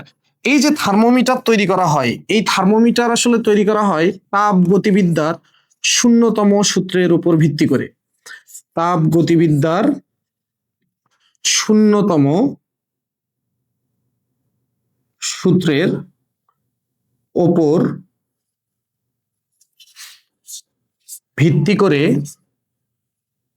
তৈরি করা হয় থার্মোমিটার। তাপগতিবিদ্যার তিনটা সূত্র, শূন্যতম সূত্র, প্রথম সূত্র, দ্বিতীয় সূত্র, এগুলো তোমরা কলেজে গেলে পড়বা। এই থার্মোমিটার তৈরি করা হয় তাপগতিবিদ্যার শূন্যতম সূত্রের উপর ভিত্তি করে, জাস্ট মনে রাখার জন্য এটা তোমরা মনে রাখবা। আচ্ছা, এবার আমরা একটু এই যে ক্যালোরি সম্পর্কে জানতে চাই, যে আসলে ক্যালোরিটা কি। ক্যালোরি, এই যে ক্যালোরি সম্পর্কে একটু আমরা জানতে চাই। ক্যালোরি বা এক ক্যালোরি বলতে আসলে আমরা কি বুঝি, এক ক্যালোরি শক্তি মানে কতটুকু শক্তি, এইটা একটু আমরা জানতে চাই। ক্যালোরি বা এক ক্যালোরি,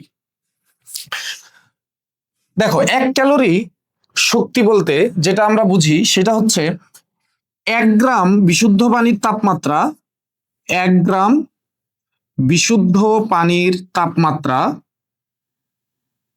পানির তাপমাত্রা 1 ডিগ্রি সেলসিয়াস বৃদ্ধি করতে, 1 ডিগ্রি সেলসিয়াস বৃদ্ধি করতে যে পরিমাণ তাপের প্রয়োজন হয়, যে পরিমাণ তাপের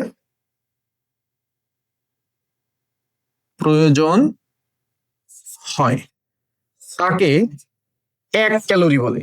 এই পরিমাণ তাপকে আমরা বলি হচ্ছে 1 ক্যালোরি বলে। ঠিক আছে, আমরা ধরো এখানে একটা পাত্র নিলাম, এই ধরো একটা পাত্র আছে, তো এই পাত্রে মনে করো 1 গ্রাম পানি আছে, 1 গ্রাম বিশুদ্ধ পানি আছে, এই পাত্রের মধ্যে 1 গ্রাম বিশুদ্ধ পানি আছে। তাহলে এখানে এই যে 1 গ্রাম পানির পরিমাণ হচ্ছে 1 গ্রাম বিশুদ্ধ পানি। ঠিক আছে, 1 গ্রাম বিশুদ্ধ পানি আছে এখানে। এই পানির তাপমাত্রা আমরা ধরে নিলাম যে পানির তাপমাত্রা, এখানে যে পানির তাপমাত্রা এখন এটা ধরো 25 ডিগ্রি সেলসিয়াস, এই পাত্রের যে পানির তাপমাত্রা 25 ডিগ্রি সেলসিয়াস।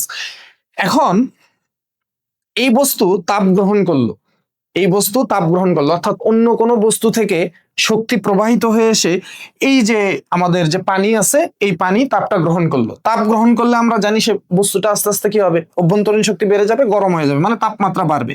তাহলে তাপমাত্রা বৃদ্ধি পেয়ে ধরো 26 ডিগ্রি সেলসিয়াস হইলো, মানে 1 ডিগ্রি তাপমাত্রা বেড়ে গেছে। তাহলে এই বস্তুতে যে তাপ আসলো, তাপ আমাদের পানিতে তাপ আসলো, আমরা তাপ দিলাম, এই পানিকে তাপ দিলাম, অন্য কোথাও থেকে শক্তি এনে এই পানিতে দিলাম, তাহলে তার অভ্যন্তরীণ শক্তি বেড়ে গেছে, অভ্যন্তরীণ শক্তি বৃদ্ধি পাইছে মানে তাপমাত্রা বেড়ে যাবে।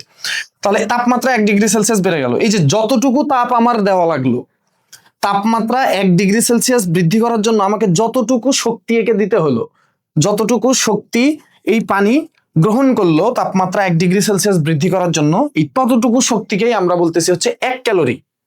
তো এইটা পরীক্ষা নিরীক্ষা করে দেখা গেছে যে এই যে আমাদের যে তাপটা দেওয়া লাগে, এই তাপের পরিমাণটা হচ্ছে 4.2 জুল তাপ, এই পরিমাণ তাপ দেওয়া লাগে। 1 গ্রাম বিশুদ্ধ পানির তাপমাত্রা 1 ডিগ্রি সেলসিয়াস বৃদ্ধি করার জন্য আমার যে পরিমাণ তাপ দেওয়া লাগে এই তাপটা হচ্ছে 4.2 জুল। এত জুল তাপ দিলে 1 গ্রাম বিশুদ্ধ পানির তাপমাত্রা 25 ডিগ্রি সেলসিয়াস ধরো থেকে বৃদ্ধি পেয়ে 26 ডিগ্রি সেলসিয়াস হবে, বা অন্য তাপমাত্রাতে মানে 1 ডিগ্রি বৃদ্ধি পাবে আর কি, যত তাপমাত্রায় থাকুক 1 ডিগ্রি বৃদ্ধি পাবে। তাহলে আমরা এটা বলতেই পারি যে 1 ক্যালোরি মানে আসলে এই যে 1 calorie is equal to 4.2 joule. 1 calorie মানে হচ্ছে 4.2 জুল, এতটুকু তাপ বা এতটুকু শক্তি, তাপ তো শক্তি। তাহলে 1 ক্যালোরি শক্তি মানে হচ্ছে 4.2 জুল শক্তি। আশা করি তোমরা সবাই ক্লিয়ার। এবার চলো আমরা তাপীয় সাম্যাবস্থা বলতে কি বোঝায় এইটা একটু বুঝি। তাপীয় সাম্যাবস্থা, থার্মাল ইকুইলিব্রিয়াম।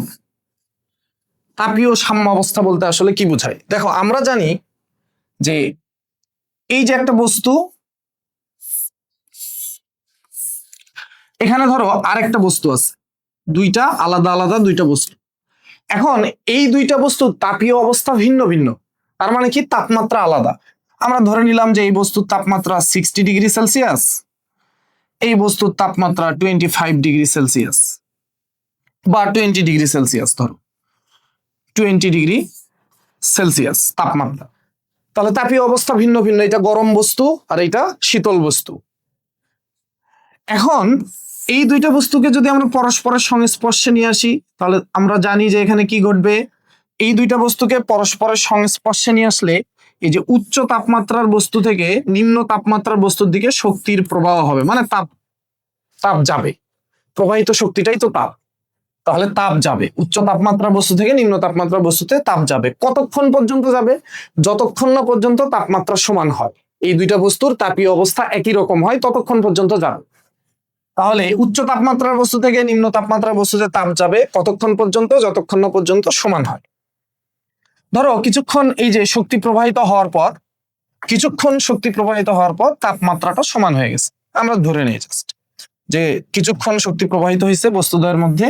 এই হলো আমাদের প্রথম বস্তু, এটা আমাদের ধরো 1 নম্বর বস্তু, এটা হচ্ছে আমাদের 2 নম্বর বস্তু, এইখানে হচ্ছে আমাদের 2 নম্বর বস্তু। কিছুক্ষণ পরে এর তাপমাত্রাটা ধরো হয়ে গেছে 40 ডিগ্রি সেলসিয়াস, এর তাপমাত্রাও 40 ডিগ্রি সেলসিয়াস, ধরে নাও 40 ডিগ্রি সেলসিয়াস হয়েছে। এবার কিন্তু এই যে তাপের প্রবাহ আর হবে না, তাপের প্রবাহ বন্ধ হয়ে যাবে, তাপের প্রবাহ আর হবে না, তাপের প্রবাহ বন্ধ, কারণ এদের তাপীয় অবস্থা সেম। এই পদার্থের বা এই বস্তুর অভ্যন্তরের অণুগুলোর যে গড় গতিশক্তি, এই বস্তুর অভ্যন্তরের অণুগুলোর গড় গতিশক্তি এখন একই রকম, তাপের প্রবাহ আর হবে না। এই যে অবস্থাটা, এই অবস্থাটার নাম দেই আমরা তাপীয় সাম্য অবস্থা। তাপীয় সাম্য অবস্থা, এই অবস্থাটাকে আমরা বলি হচ্ছে তাপীয় সাম্য অবস্থা। দুইটা বস্তু তাপীয় অবস্থা যখন একই, পরস্পরের সংস্পর্শে আসলে তাপের আদান প্রদান হচ্ছে না, এই বস্তুটাকে আমরা বলতেছি হচ্ছে তাপীয় সাম্য অবস্থা। তো এটাকে আমরা কিভাবে লিখতে পারি? দেখো, আমরা এটা লিখতে পারি যে দুটি ভিন্ন তাপমাত্রার বস্তুকে, ভিন্ন তাপমাত্রার বস্তুকে পরস্পরের সংস্পর্শে নিয়ে আসলে, পরস্পরের সংস্পর্শে নিয়ে আসলে উচ্চ তাপমাত্রার বস্তু থেকে, মানে গরম বস্তু থেকে, উচ্চ তাপমাত্রার বস্তু থেকে নিম্ন তাপমাত্রার বস্তুর দিকে, নিম্ন তাপমাত্রার বস্তুর দিকে তাপ প্রবাহিত হয় বা শক্তি প্রবাহিত হয়। প্রবাহিত শক্তিটাই আমাদের তাপ, তাপ প্রবাহিত হয়। কতক্ষণ পর্যন্ত প্রবাহিত হয়? যতক্ষণ না পর্যন্ত, যতক্ষণ না পর্যন্ত বস্তুদ্বয়ের তাপমাত্রা সমান হয়, বস্তুদ্বয়ের তাপমাত্রা সমান হয় ততক্ষণ পর্যন্ত তাপের প্রবাহ চলে, যতক্ষণ না পর্যন্ত বস্তুদ্বয়ের তাপমাত্রা সমান হয়। এখন বস্তুদ্বয়ের তাপমাত্রা সমান হওয়ার সাথে সাথেই তাপের প্রবাহ বন্ধ, তাপের প্রবাহ বন্ধ হয়ে যাবে। তাহলে বস্তুদ্বয়ের তাপমাত্রা সমান হয়ে গেলে, বস্তুদ্বয়ের তাপমাত্রা সমান হয়ে গেলে তাপের প্রবাহ বন্ধ হয়ে যায়, তাপের প্রবাহ বন্ধ হয়ে যায়। এই অবস্থাকে, এই যে তাপের প্রবাহ বন্ধ হয়ে গেছে, এই যে অবস্থাটা, এই অবস্থাকে, এই অবস্থাকে এই বস্তুদ্বয়ের তাপীয় সাম্য অবস্থা বলা হয়, তাপীয় সাম্য অবস্থা বলে। আশা করি আমরা সবাই ক্লিয়ার তাপীয় সাম্য অবস্থা কোনটা। আমরা বিপরীত ভাবে চিন্তা করতে পারি, দুইটা বস্তু যদি তাপীয় সাম্য অবস্থায় থাকে তার মানে তাদের তাপমাত্রা একই।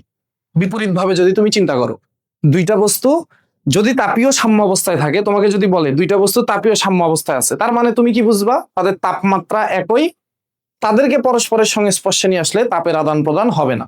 অথবা তোমাকে বলছে 5টা বস্তু তাপীয় সাম্য অবস্থায় আছে, এখন এই 5টা বস্তুকেই তুমি যদি পরস্পরের সংস্পর্শে নিয়ে আসো, তাহলে এই বস্তুগুলোর মধ্যে কোনো ধরনের তাপের আদান প্রদান হবে না। এটাই হচ্ছে আমাদের তাপীয় সাম্যাবস্থা। আশা করি তাপীয় সাম্যাবস্থা তোমরা সবাই ক্লিয়ার। এবার আমরা একটু জানতে চাই তাপমাত্রিক ধর্ম বলতে আসলে কি বোঝায়। তাপমাত্রিক ধর্ম বা এটাকে আমরা বলতে পারি উষ্ণতামিতিক ধর্ম। উষ্ণতামিতিক ধর্ম, তাপমাত্রিক ধর্ম বা উষ্ণতামিতিক ধর্ম আসলে কি? দেখো, তাপমাত্রিক ধর্ম বা উষ্ণতামিতিক ধর্ম জানার আগে আমরা একটু তাপমাত্রিক পদার্থ, এই যে তাপমাত্রিক পদার্থ, তাপমাত্রিক পদার্থ বা উষ্ণতামিতিক পদার্থ কারা এটা একটু জেনে নিই। উষ্ণতামিতিক পদার্থ, তাপমাত্রিক পদার্থ কারা বা উষ্ণতামিতিক পদার্থ কারা? তাপমাত্রা পরিবর্তন করলে যে সকল পদার্থের কোনো একটা ভৌত ধর্মের নিয়মিত সুষম পরিবর্তন হয় বা উল্লেখযোগ্য পরিবর্তন হয়, যেটা আমরা বুঝতে পারি যে এই পরিবর্তনটা হয়েছে নিয়মিত পরিবর্তন এবং সুষমভাবে পরিবর্তন হতে হবে।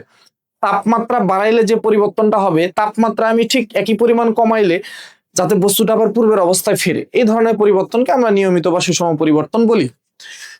তাহলে তাপমাত্রা পরিবর্তন করব যদি বস্তুর কোনো একটা ভৌত ধর্মের নিয়মিত সুষম পরিবর্তন হয়, তাহলে ওই বস্তু বা ওই পদার্থগুলোকে আমরা বলি হচ্ছে তাপমাত্রিক পদার্থ। তাহলে এটা আমরা কি লিখতে পারি? এটা আমরা লিখতে পারি যে তাপমাত্রার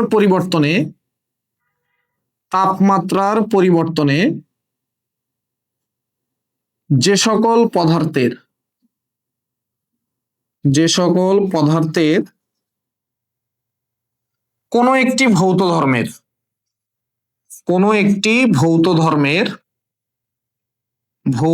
ধর্মের নিয়মিত ও সুষম পরিবর্তন হয়, বা আমরা বলতে পারি উল্লেখযোগ্য পরিবর্তন হয়, নিয়মিত বা সুষম পরিবর্তন হয়, তাদেরকে তাপমাত্রিক পদার্থ বলে। এই পদার্থগুলোকে আমরা কি বলি? তাপমাত্রিক পদার্থ বলে বা উষ্ণতামিতিক পদার্থ বলে। ঠিক আছে? যেমন তোমরা বিভিন্ন সময় ল্যাবরেটরিতে বা ল্যাবে যখন কাজ করো, দেখবা কেমিস্ট্রি ল্যাবে বিশেষ করে কাজ করার সময় কোনো একটা কেমিক্যালকে তাপ দিলে বা তার তাপমাত্রা পরিবর্তন করলে, তাপ দিলেই তো তাপমাত্রা চেঞ্জ হয়ে যায়। তাহলে তাপমাত্রার যদি পরিবর্তন করা হয়, তাহলে ওই বস্তুটা দেখবা কালার চেঞ্জ হয়ে গেছে, রং চেঞ্জ হয়ে যায়। তখন ওই বস্তুটাকে আমরা বলি হচ্ছে তাপমাত্রিক পদার্থ।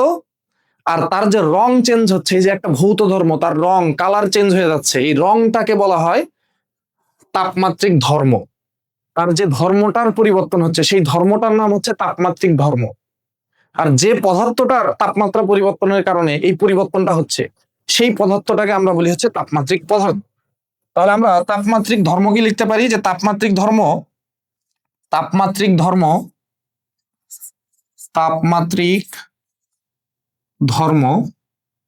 পদার্থের এমন একটি ভৌত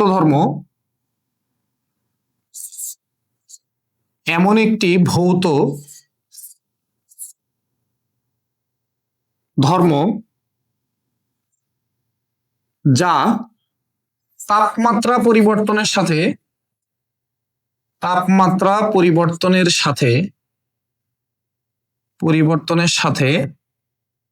সাথে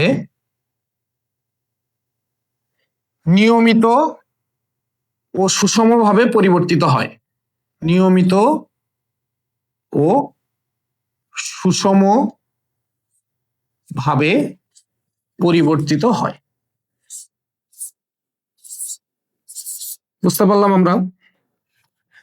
তাহলে কোনো একটা বস্তুর তাপমাত্রা পরিবর্তন করলে তার যদি কোনো একটা ধর্মের পরিবর্তন হয়, অবশ্যই সেটা নিয়মিত সুষম পরিবর্তন হতে হবে, উল্লেখযোগ্য পরিবর্তন হতে হবে। তাহলে ওই বস্তুটা হচ্ছে তাপমাত্রিক পদার্থ, আর যে ধর্মটার পরিবর্তন হচ্ছে ওই ধর্মটা হচ্ছে আমাদের তাপমাত্রিক ধর্ম। ঠিক আছে?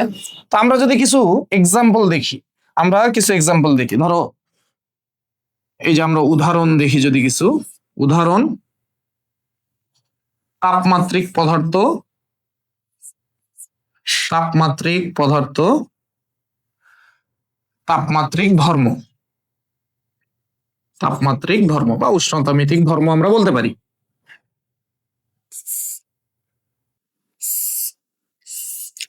দেখো প্রথমে আমরা জানি এই যে তাপমাত্রা বৃদ্ধি করলে, তাপমাত্রা বৃদ্ধি করলে, তাপমাত্রা বৃদ্ধি করলে তরলের আয়তন বাড়ে, তরলের আয়তন বৃদ্ধি পায়, এটা আমরা জানি। তাপমাত্রা যদি বৃদ্ধি করো তাহলে তরলের আয়তন বাড়ে। তাহলে এই যে আমাদের যে তরল, এই তরলটা হচ্ছে আমাদের তাপমাত্রিক পদার্থ, যে তরলটা থাকবে। আর তার কি বৃদ্ধি পাচ্ছে, কি চেঞ্জ হচ্ছে, কোন ধর্মটা চেঞ্জ হচ্ছে, তার আয়তন চেঞ্জ হচ্ছে, আয়তন বেড়ে যাচ্ছে। তাহলে তাপমাত্রিক ধর্ম হচ্ছে এই যে আয়তন। উদাহরণ হিসেবে আমরা থার্মোমিটার চিন্তা করতে পারি, পারদ থার্মোমিটার, যেটা আমরা আসলে দেখি।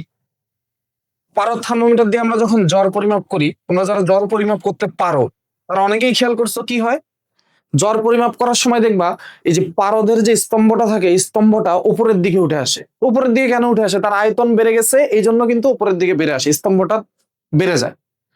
তাপমাত্রা, তোমার শরীরের তাপমাত্রা বাড়ার কারণে পারদের আয়তন বেড়ে যায়। তো আমরা সেক্ষেত্রে বলতেই পারি এই যে পারদ, ঠিক আছে, পারদ থার্মোমিটারের ক্ষেত্রে এই যে পারদ হচ্ছে তাপমাত্রিক পদার্থ, আর পারদের কি বাড়তেছে, আয়তন বাড়তেছে, ঠিক আছে, পারদের আয়তন বাড়তেছে। তাহলে পারদের এই আয়তনটা কি হবে, তাপমাত্রিক ধর্ম। এছাড়াও দেখো আমরা বলতে পারি যে এই যে তাপমাত্রা বৃদ্ধি করলে, তাপমাত্রা বৃদ্ধি করলে পরিবাহীর রোধ বাড়ে, পরিবাহীর রোধ বৃদ্ধি পায়, পরিবাহীর রোধ বৃদ্ধি পায়। যারা চলতরিৎ পড়ছো তারা জানো পরিবাহীর রোধ বৃদ্ধি পায়, তাপমাত্রা বাড়লে পরিবাহীর রোধ বাড়ে। আমাদের যে যে তার যেগুলোর মধ্যে দিয়ে বিদ্যুৎ প্রবাহিত হয়, এগুলো হচ্ছে পরিবাহী, আর রোধ হচ্ছে বাধা, বিদ্যুৎ প্রবাহের বাধা।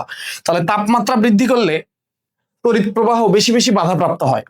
তাহলে তাপমাত্রা বৃদ্ধি করলে যেহেতু তড়িৎ প্রবাহ বেশি বেশি বাধাপ্রাপ্ত হয়, তাহলে এই পরিবাহী হচ্ছে আমার তাপমাত্রিক পদার্থ। আর পরিবাহীর কি চেঞ্জ হয়, রোধ। পরিবাহীর কি চেঞ্জ হয়, রোধ। তাহলে রোধ হচ্ছে আমার তাপমাত্রিক ধর্ম, ঠিক আছে। অথবা দেখো আমরা গ্যাস থার্মোমিটারের কথা বলতে পারি। গ্যাস থার্মোমিটার মানে গ্যাস দিয়ে যে থার্মোমিটার গুলো তৈরি করা হয়। গ্যাস থার্মোমিটার আবার দুই ধরনের হতে পারে, ঠিক আছে। আমরা স্থির আয়তনের গ্যাস থার্মোমিটারটা দেখতে চাই। স্থির আয়তনের গ্যাস থার্মোমিটার, এই যে স্থির আয়তন মানে গ্যাস থার্মোমিটারের আয়তনটা স্থির, স্থির আয়তনের গ্যাস থার্মোমিটার।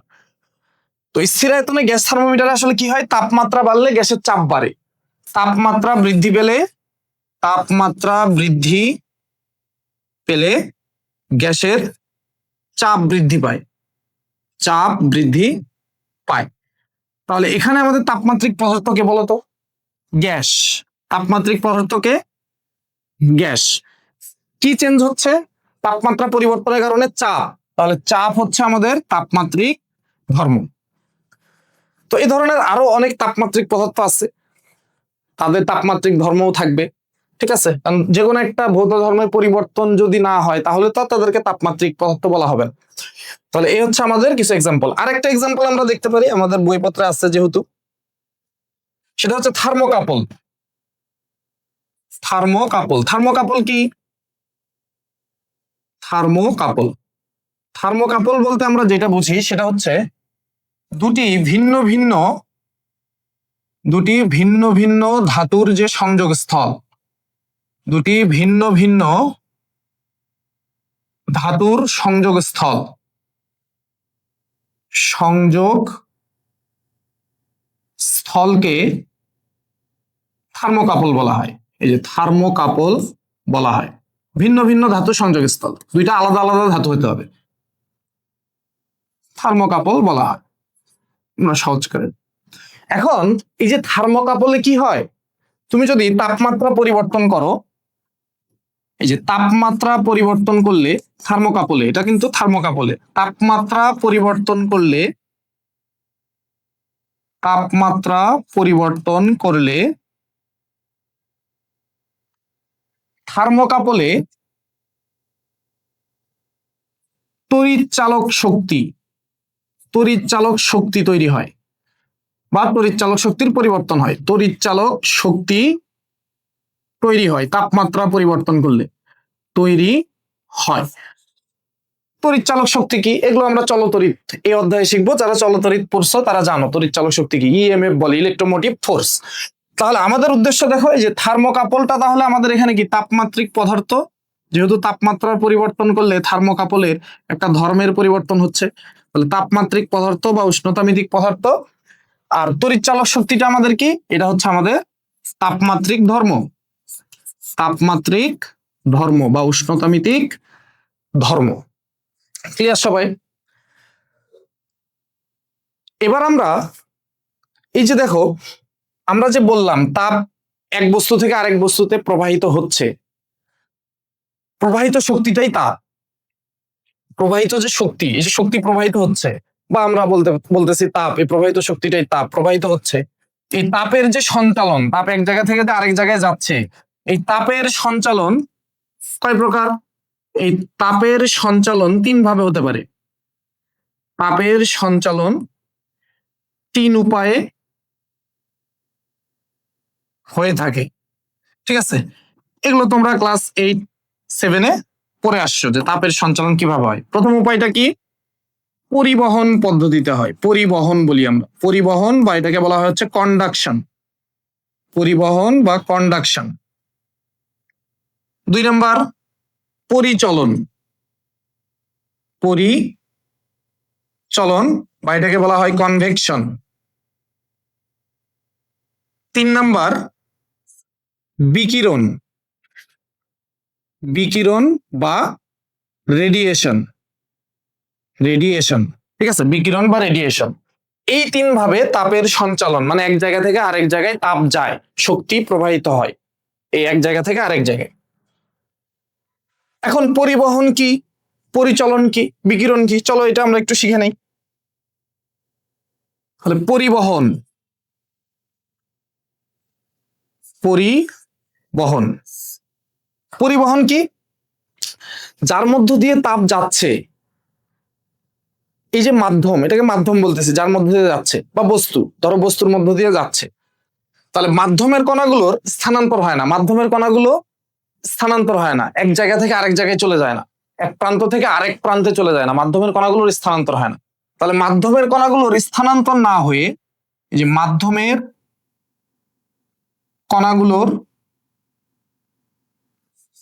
স্থানান্তর না হয়ে, স্থানান্তর না হয়ে বস্তুর এক অংশ থেকে, এক অংশ থেকে অন্য অংশে, থেকে অন্য অংশে তাপের প্রবাহ হওয়াকে পরিবহন বলে। এটাকে আমরা বলি হচ্ছে পরিবহন বলে। তো এটাকে আমরা কিভাবে ব্যাখ্যা করতে পারি? দেখো, মনে করো একটা লোহার দণ্ড, একটা লোহার দণ্ড, এই লোহার দণ্ডেও এক প্রান্তে তুমি তাপ দিচ্ছ, তাহলে ওই প্রান্তটা কি হবে? গরম হবে। এবার তুমি যদি কিছুক্ষণ এরকম তাপ দিতেই থাকো, অপর প্রান্ত দেখবা গরম অনুভব হচ্ছে, অপর প্রান্তে তুমি ধরে আসো, অপর প্রান্তটাও দেখবা একটা সময় গরম হয়ে যাবে। তো এটা কিভাবে হইলো?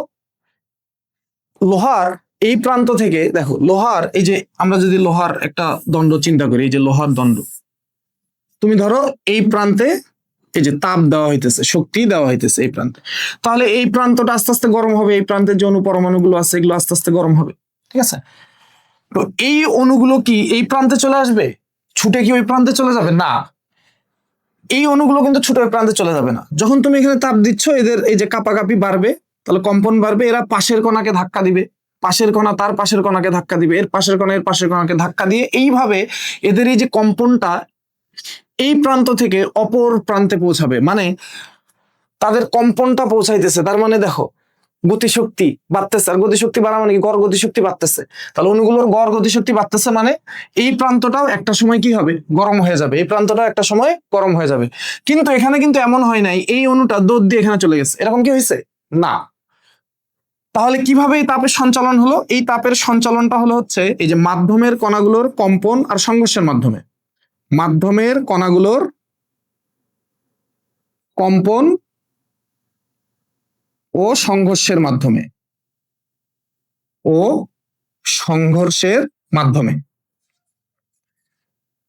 এর পাশের কণা তার পাশের কণাকে ধাক্কা দিচ্ছে, এদের যখন কম্পন বেড়ে গেছে পাশের কণাকে ধাক্কা দিচ্ছে, তার পাশের কণা তার পাশের কণাকে ধাক্কা দিচ্ছে, এইভাবে এই কম্পনটা এই প্রান্তে চলে আসছে, মানে তাপের প্রবাহ এই প্রান্ত থেকে এই প্রান্তে চলে গেছে, গরম হয়ে গেছে। ঠিক আছে, আচ্ছা এবার তুমি চিন্তা করো, এই যে এই পরিবহন, এই পদ্ধতিতে তাপের প্রবাহ প্রধানত কঠিন পদার্থেই হয়, প্রধানত কঠিন পদার্থে পরিবহন পদ্ধতিতে তাপের প্রবাহ প্রধানত কঠিন পদার্থ হয়। এখন তরল আর বায়বীয়তে কি হয় না? হয়, তরল আর বায়বীয়তে হয়, কিন্তু খুবই ধীর গতিতে তরল আর বায়বীয় পদার্থে খুবই ধীর গতিতেই পরিবহন ঘটে, খুবই ধীর গতিতে। তরল আর বায়বীয় পদার্থে পরিচলন এই প্রক্রিয়াটা খুবই প্রভাবশালী, খুবই স্ট্রং, এই জন্য তরল আর বায়বীয়র কথা আমরা বলতেছি না, প্রধানত কঠিন পদার্থ হয়। ঠিক আছে, তরল আর বায়বীয় পদার্থে খুবই প্রভাবশালী মানে দ্রুত হয় হচ্ছে পরিচলন পদ্ধতিতে। তাহলে পরিচলন যদি আমরা ব্যাখ্যা করতে চাই, পরিচলন, তাহলে পরিচলন আসলে কোথায় ঘটবে? তরল আর বায়বীয় পদার্থ, তরল বা গ্যাসীয় পদার্থে। তাহলে তরল বা গ্যাসীয়, তরল ও গ্যাসীয় পদার্থে বা বায়বীয় পদার্থে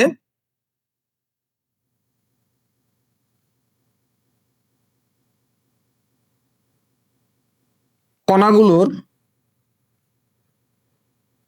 প্রকৃত স্থানান্তরের মাধ্যমে, কণাগুলোর স্থানান্তর হয় এখানে, প্রকৃত স্থানান্তরের মাধ্যমে তরল ও বায়বীয় পদার্থে তাপের প্রবাহকে পরিচলন বলি। এটাকে আমরা কি বলি? পরিচলন বলে। তাহলে এখানে কণাগুলোর কিন্তু প্রকৃত স্থানান্তর হয়। তাহলে এটা শুধুমাত্র ঘটতেছে কোথায়? শুধুমাত্র তরল বায়বীয় পদার্থে ঘটতেছে, তরল বায়বীয়, এটা কিন্তু কঠিন পদার্থে ঘটে না, শুধুমাত্র তরল বায়বীয় পদার্থে। যেমন আমরা যদি একটা এক্সাম্পল দিই, ধরো তুমি যখন পানি গরম করতেছো, একটা পাত্রে পানি গরম করতেছো, তুমি তাপ দিতেছো কোথায়? নিচে পানির কণাগুলোকে।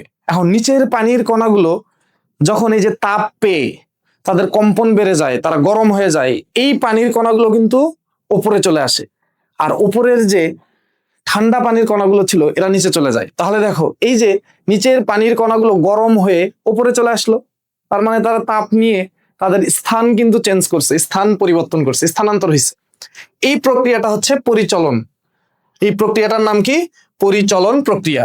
তাহলে সাধারণত এটা কোথায় ঘটে? তরল আর গ্যাসীয় পদার্থে। এটা কিন্তু তরল আর গ্যাসীয় পদার্থে ঘটে। লাস্টে আমাদের কি? লাস্ট হচ্ছে বিকিরণ, বিকিরণ বা রেডিয়েশন। বিকিরণ কেমনে? কোনো মাধ্যম লাগে না, তড়িৎচুম্বক তরঙ্গ আকারে তাপ যায়, মাধ্যম ছাড়া, কোনো মাধ্যম দরকার নাই, কঠিন মাধ্যম, তরল, বায়বীয় কিচ্ছু দরকার নাই। তাহলে এই যে মাধ্যম ছাড়া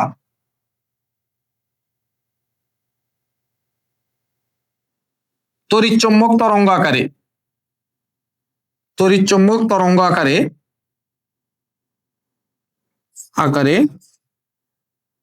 তাপের প্রবাহকে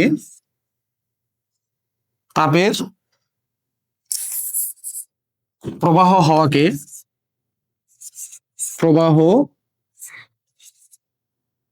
হওয়াকে বিকিরণ বলে। উদাহরণ কি? যেমন সূর্য থেকে তাপ আসে মহাশূন্যের ভেতর দিয়ে। মহাশূন্যে কি আছে? কিছুই তো নাই, মহাশূন্যে কিছুই নাই। তাহলে কার মধ্য দিয়ে আসলো? এই যে তড়িৎচুম্বক তরঙ্গ আকারে আসলো। যারা তড়িৎচুম্বক আসলে তরঙ্গ, তাদের কোনো মাধ্যম লাগে না। মাধ্যম থাকলেও যেতে পারে, কিন্তু মাধ্যম ছাড়াও এরা চলতে পারে, শূন্য স্থানেও এরা চলতে পারে। তাহলে সূর্য থেকে যে আমাদের তাপ আসতেছে, এটা কিন্তু বিকিরণ পদ্ধতিতে আসতেছে, কোনো মাধ্যম দরকার হয়নি, মহাশূন্যের ভেতর দিয়ে সূর্য থেকে তাপ আসতেছে। তাহলে এটা হচ্ছে আমাদের বিকিরণ। এই তিন উপায়ে আমাদের তাপের কিন্তু সঞ্চালন হয়, তাপ এক জায়গা থেকে আরেক জায়গায় যায়। এবার আমরা এই অধ্যায়ের খুবই গুরুত্বপূর্ণ একটা টপিক পড়বো, সেটা হচ্ছে এই যে তাপমাত্রা পরিমাপক স্কেলগুলো, নিয়ে, এবং এই স্কেলগুলোর মধ্যে একটা সম্পর্ক দেখব। এক স্কেল থেকে কিভাবে আমরা তাপমাত্রাকে আরেক স্কেলে কনভার্ট করতে পারি এইটা আমরা এবার দেখব। তাহলে আমরা এই যে তাপমাত্রা পরিমাপক স্কেল গুলোর মধ্যে সম্পর্ক বা তাপমাত্রা পরিমাপক স্কেল, তাপমাত্রা পরিমাপক বিভিন্ন স্কেল, তাপমাত্রা পরিমাপক অনেক স্কেল আছে, আমরা তিনটা স্কেল নিয়ে পড়াশোনা করব। পরিমাপক বিভিন্ন স্কেল,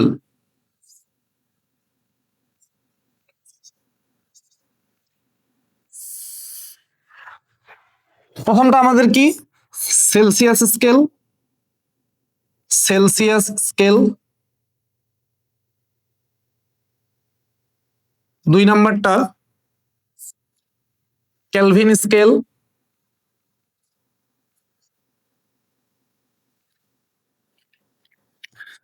তিন নাম্বার হচ্ছে ফারেনহাইট স্কেল, ফারেনহাইট স্কেল। এছাড়াও আরো স্কেল আছে, আমরা এই তিনটা স্কেল নিয়ে পড়াশোনা করব, এদের মধ্যে সম্পর্ক দেখব যে ফারেনহাইট স্কেলের তাপমাত্রাকে কিভাবে আমরা কেলভিন স্কেলের তাপমাত্রাতে রূপান্তর করতে পারি, সেলসিয়াস স্কেলের তাপমাত্রাকে কিভাবে কেলভিন স্কেলের তাপমাত্রাতে রূপান্তর করতে পারি, কিভাবে ফারেনহাইট স্কেলে তাপমাত্রাতে রূপান্তর করতে পারি। এখন দেখো এই স্কেলগুলোর মধ্যে সম্পর্ক দেখতে চাই, তো আমরা ধরো থার্মোমিটার চিন্তা করি, আমরা থার্মোমিটার চিন্তা করি।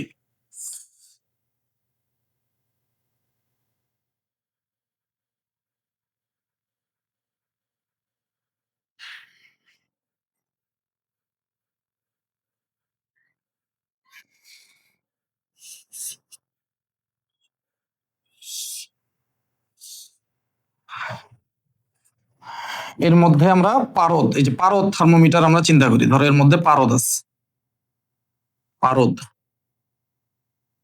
এটা হচ্ছে পারদ, এর মধ্যে আমরা পারদ রাখছি, পারদ রাখছি তিনটা ঠিক একই রকম, এই তিনটার আকৃতি যা, এই তিনটাতে ঠিক একই উচ্চতার কিন্তু পারদ রাখছি আমরা, ঠিক আছে, তিনটাতে একই উচ্চতার পারদ রাখা আছে।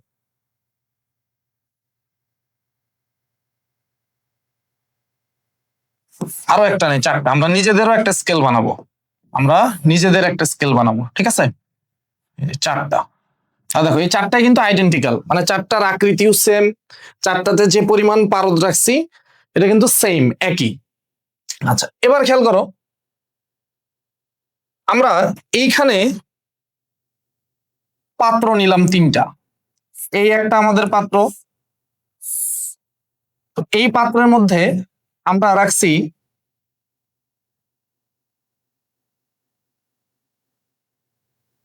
এটা হচ্ছে বয়লিং ওয়াটার, মানে এখানে পানি ফুটতেছে, ফুটন্ত পানি, ফুটন্ত পানি।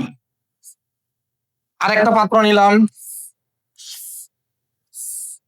এই পাত্রের মধ্যে আমরা বরফ রাখছি, এই ধরো এগুলো হচ্ছে আমাদের বরফ, ঠিক আছে, বরফ, এগুলো হচ্ছে আমাদের বরফ, এই হচ্ছে বরফ, বরফ, বরফের টুকরা রাখা আছে, তো এই বরফের টুকরাগুলো এখানে ধরো গলতেছে, এই বরফের টুকরা এখানে গলতেছে, এখানে বরফের টুকরা রাখছে, এগুলো হচ্ছে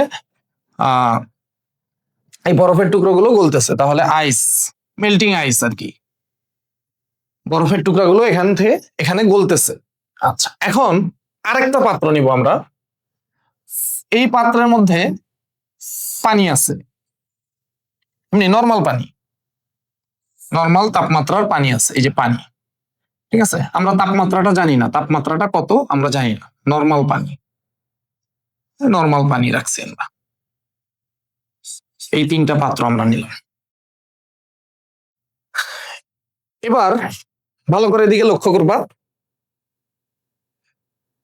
এই যে এই তিনটা থার্মোমিটার, ওইটা আমরা পরে দেখতেছি, ওইটা আমরা নিজেরা থার্মোমিটার বানাবো।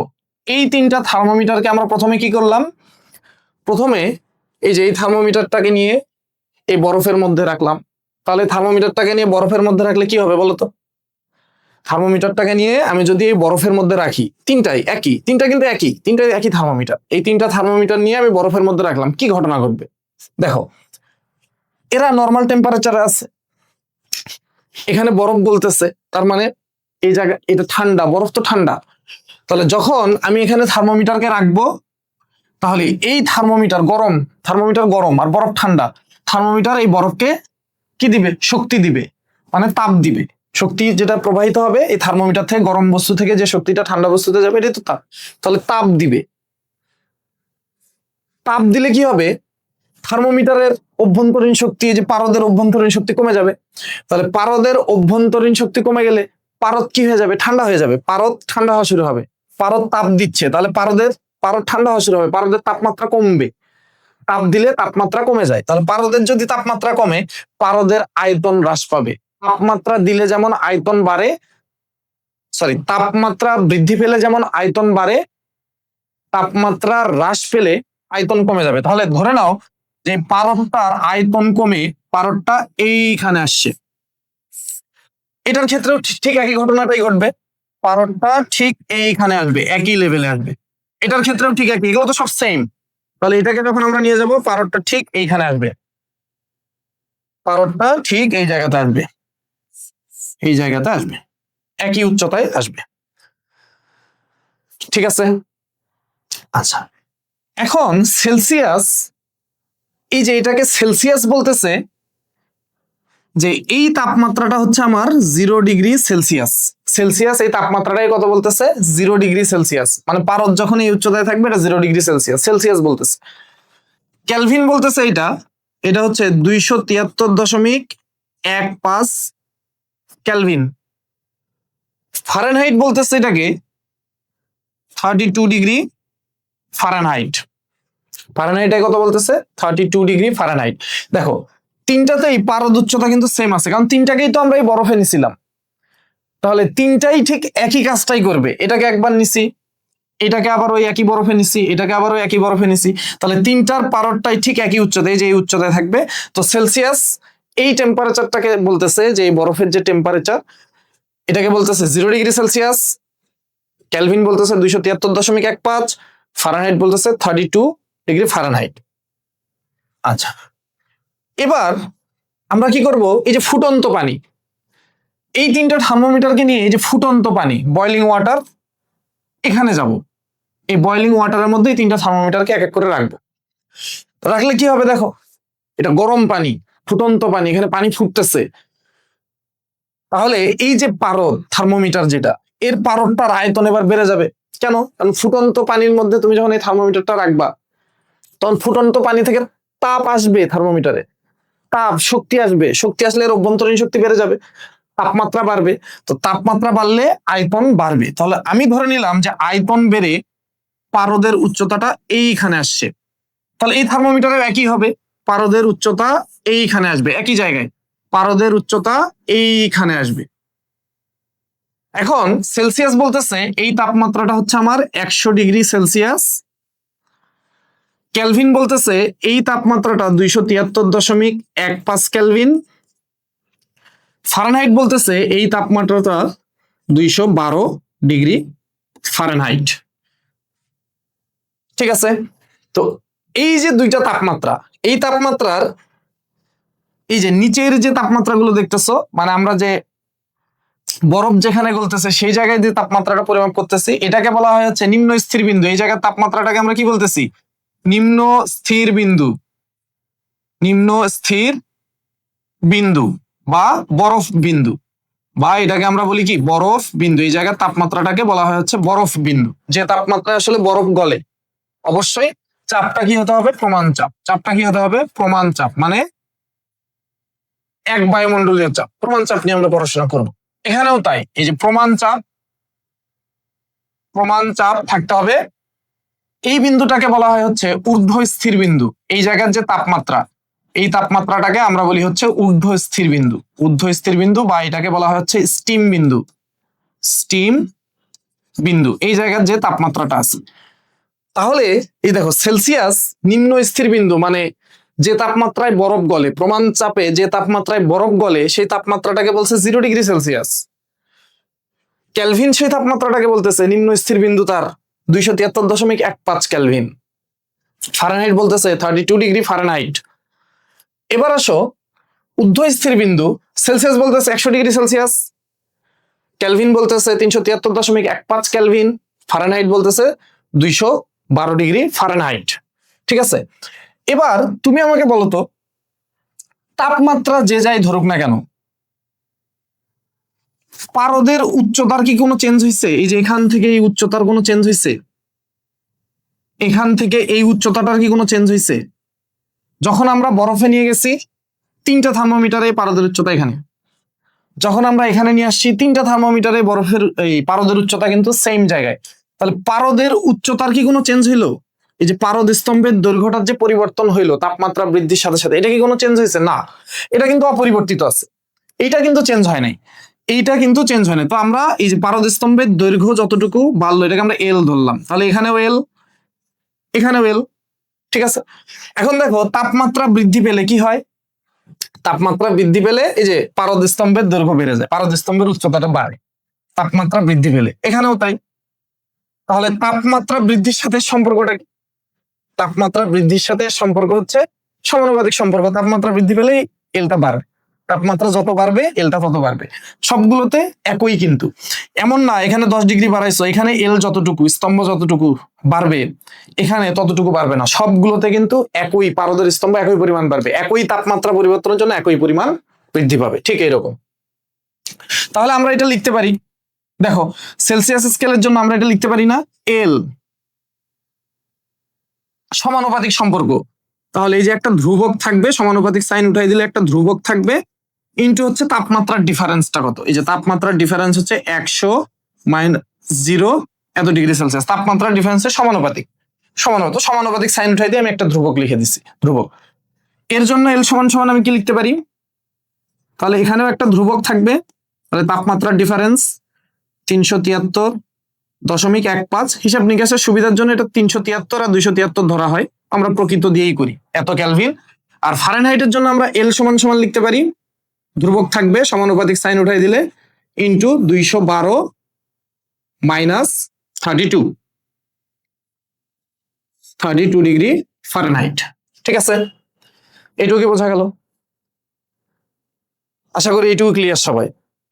এবার ওই যে আমরা একটা নর্মাল পানি রাখছি, টেম্পারেচার কত জানি না, এবার আমরা এই থার্মোমিটারটাকে নিয়ে গিয়ে এখানে রাখবো, 2 নাম্বার থার্মোমিটারটাকে নিয়ে গিয়েও এখানে রাখবো, 3 নাম্বার থার্মোমিটার দিয়েও এর টেম্পারেচারটা মাপার চেষ্টা করব। তো আমরা যখন ওখানে এই যে নর্মালে নিয়ে গেলাম, এইখানে যখন নিয়ে গেলাম এটার টেম্পারেচার যখন 3টাকেই যখন নর্মাল পানিতে নিয়ে গেলাম, আমরা ধরলাম যে পারদ স্তম্ভটা এই জায়গাতে আসে, তো 3টার জন্য একই জায়গায় আসবে, কারণ এদের সবকিছু সেম। এখানে যে এদের দৈর্ঘ্য প্রস্থ বলো ব্যাস বলো যাই বলো না কেন, সবকিছু যতটুকু এখানে পারদ আছে ততটুকু এখানে পারদ আছে, তাহলে এর জন্য এখানে উঠবে পারদ স্তম্ভটা, এর জন্য হয়। কখন? যখন ওই যে নর্মাল পানির আমরা তাপমাত্রাটা মাপতে গেছি। তাহলে এবার আমরা যদি চিন্তা করি, এই যে 0° থেকে এই নর্মাল পানি, এই যে এতটুকু আমার উচ্চতা চেঞ্জ হয়েছে, ধর এতটুকুর উচ্চতার চেঞ্জ, এই উচ্চতার চেঞ্জ এখানে যতটুকু এখানেও কি একই হবে না? এখানেও কি একই হবে না? একই হবে। যখন 0-তে ছিল তখন এর যতটুকু উচ্চতা ছিল, এর যতটুকু উচ্চতা ছিল, এর ততটুকু উচ্চতা ছিল। যখন আমরা নর্মাল পানিতে নিয়ে গেলাম, এই পারদ স্তম্ভে যতটুকু উচ্চতা, এই পারদ স্তম্ভে ততটুকু উচ্চতা, এই পারদ স্তম্ভের ততটুকু উচ্চতা। তাহলে এই যে এইটুকু এখান থেকে এইটুকু উচ্চতার যে পরিবর্তন হলো, এখান থেকে এইটুকু এখান থেকে এইটুকু, এটা সমান। তো এটাকে আমরা ধরলাম এক্স, কি ধরলাম এক্স, 3টাতেই এটা কিন্তু এক্স একই। তাহলে এক্স যদি আমরা সেলসিয়াস স্কেল লিখতে চাই, এই এক্সটাও কিন্তু এই পারদ স্তম্ভের দৈর্ঘ্য কতটুকু বাড়লো, ঠিক আছে? এই যে 0 থেকে 0-র জন্য এখানে ছিল, নর্মাল পানিতে নিয়ে গেছি বেড়ে গেছে এতটুকু, তো 3টার জন্য একই পরিমাণ বাড়বে, 3টার জন্যই একই পরিমাণ বাড়বে। তো আমরা এই যে এক্স লিখলাম, তাহলে এক্সটাও কিন্তু সেম, ওই যে এল এর মতোই, এক্সটাও তো পারদ স্তম্ভের দৈর্ঘ্য এল এর মতো, তাহলে এটা ধ্রুবক। তাহলে কতটুকুর তাপমাত্রা পার্থক্যের জন্য?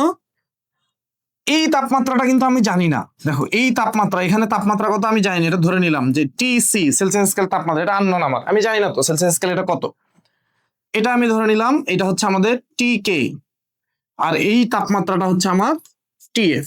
তাহলে আমি এখানে লিখতে পারি, এই দেখো টিসি -0°C, এই যে তাপমাত্রা বৃদ্ধির যতটুকু তাপমাত্রা বৃদ্ধি করছো এক্স হবে তার সমানুপাতিক, ঠিক আছে? যত তাপমাত্রা বাড়াবা উচ্চতা তত বাড়বে, তাহলে সমানুপাতিক সম্পর্ক।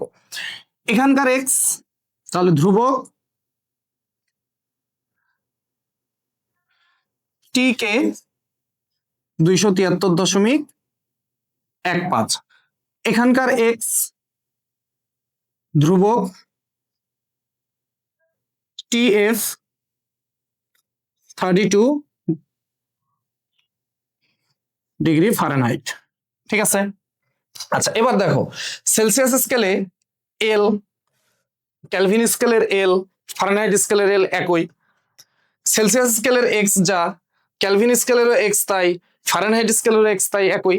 এখন আমি যদি তাহলে এদের অনুপাত করি, তাহলে এদের এল আর এক্স এর অনুপাত ফারেনহাইট স্কেলে যা হবে সেলসিয়াস স্কেলেও তাই হবে, ক্যালভিন স্কেলেও কি হবে, একই হবে। এল আর এক্স, এল তিনটা স্কেলের জন্যই সেম, এক্স ও তিনটা স্কেলের জন্যই সেম, তাহলে এদের অনুপাতটাও তিনটা স্কেলের জন্য সেম হবে।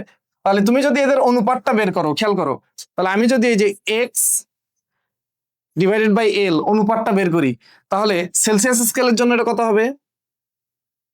সেলসিয়াস স্কেল দেখো ধ্রুবক ধ্রুবক কাটাকাটি, তাহলে T C -0 100 -0। Fahrenheit scale, Kelvin স্কেলের জন্য কত হবে?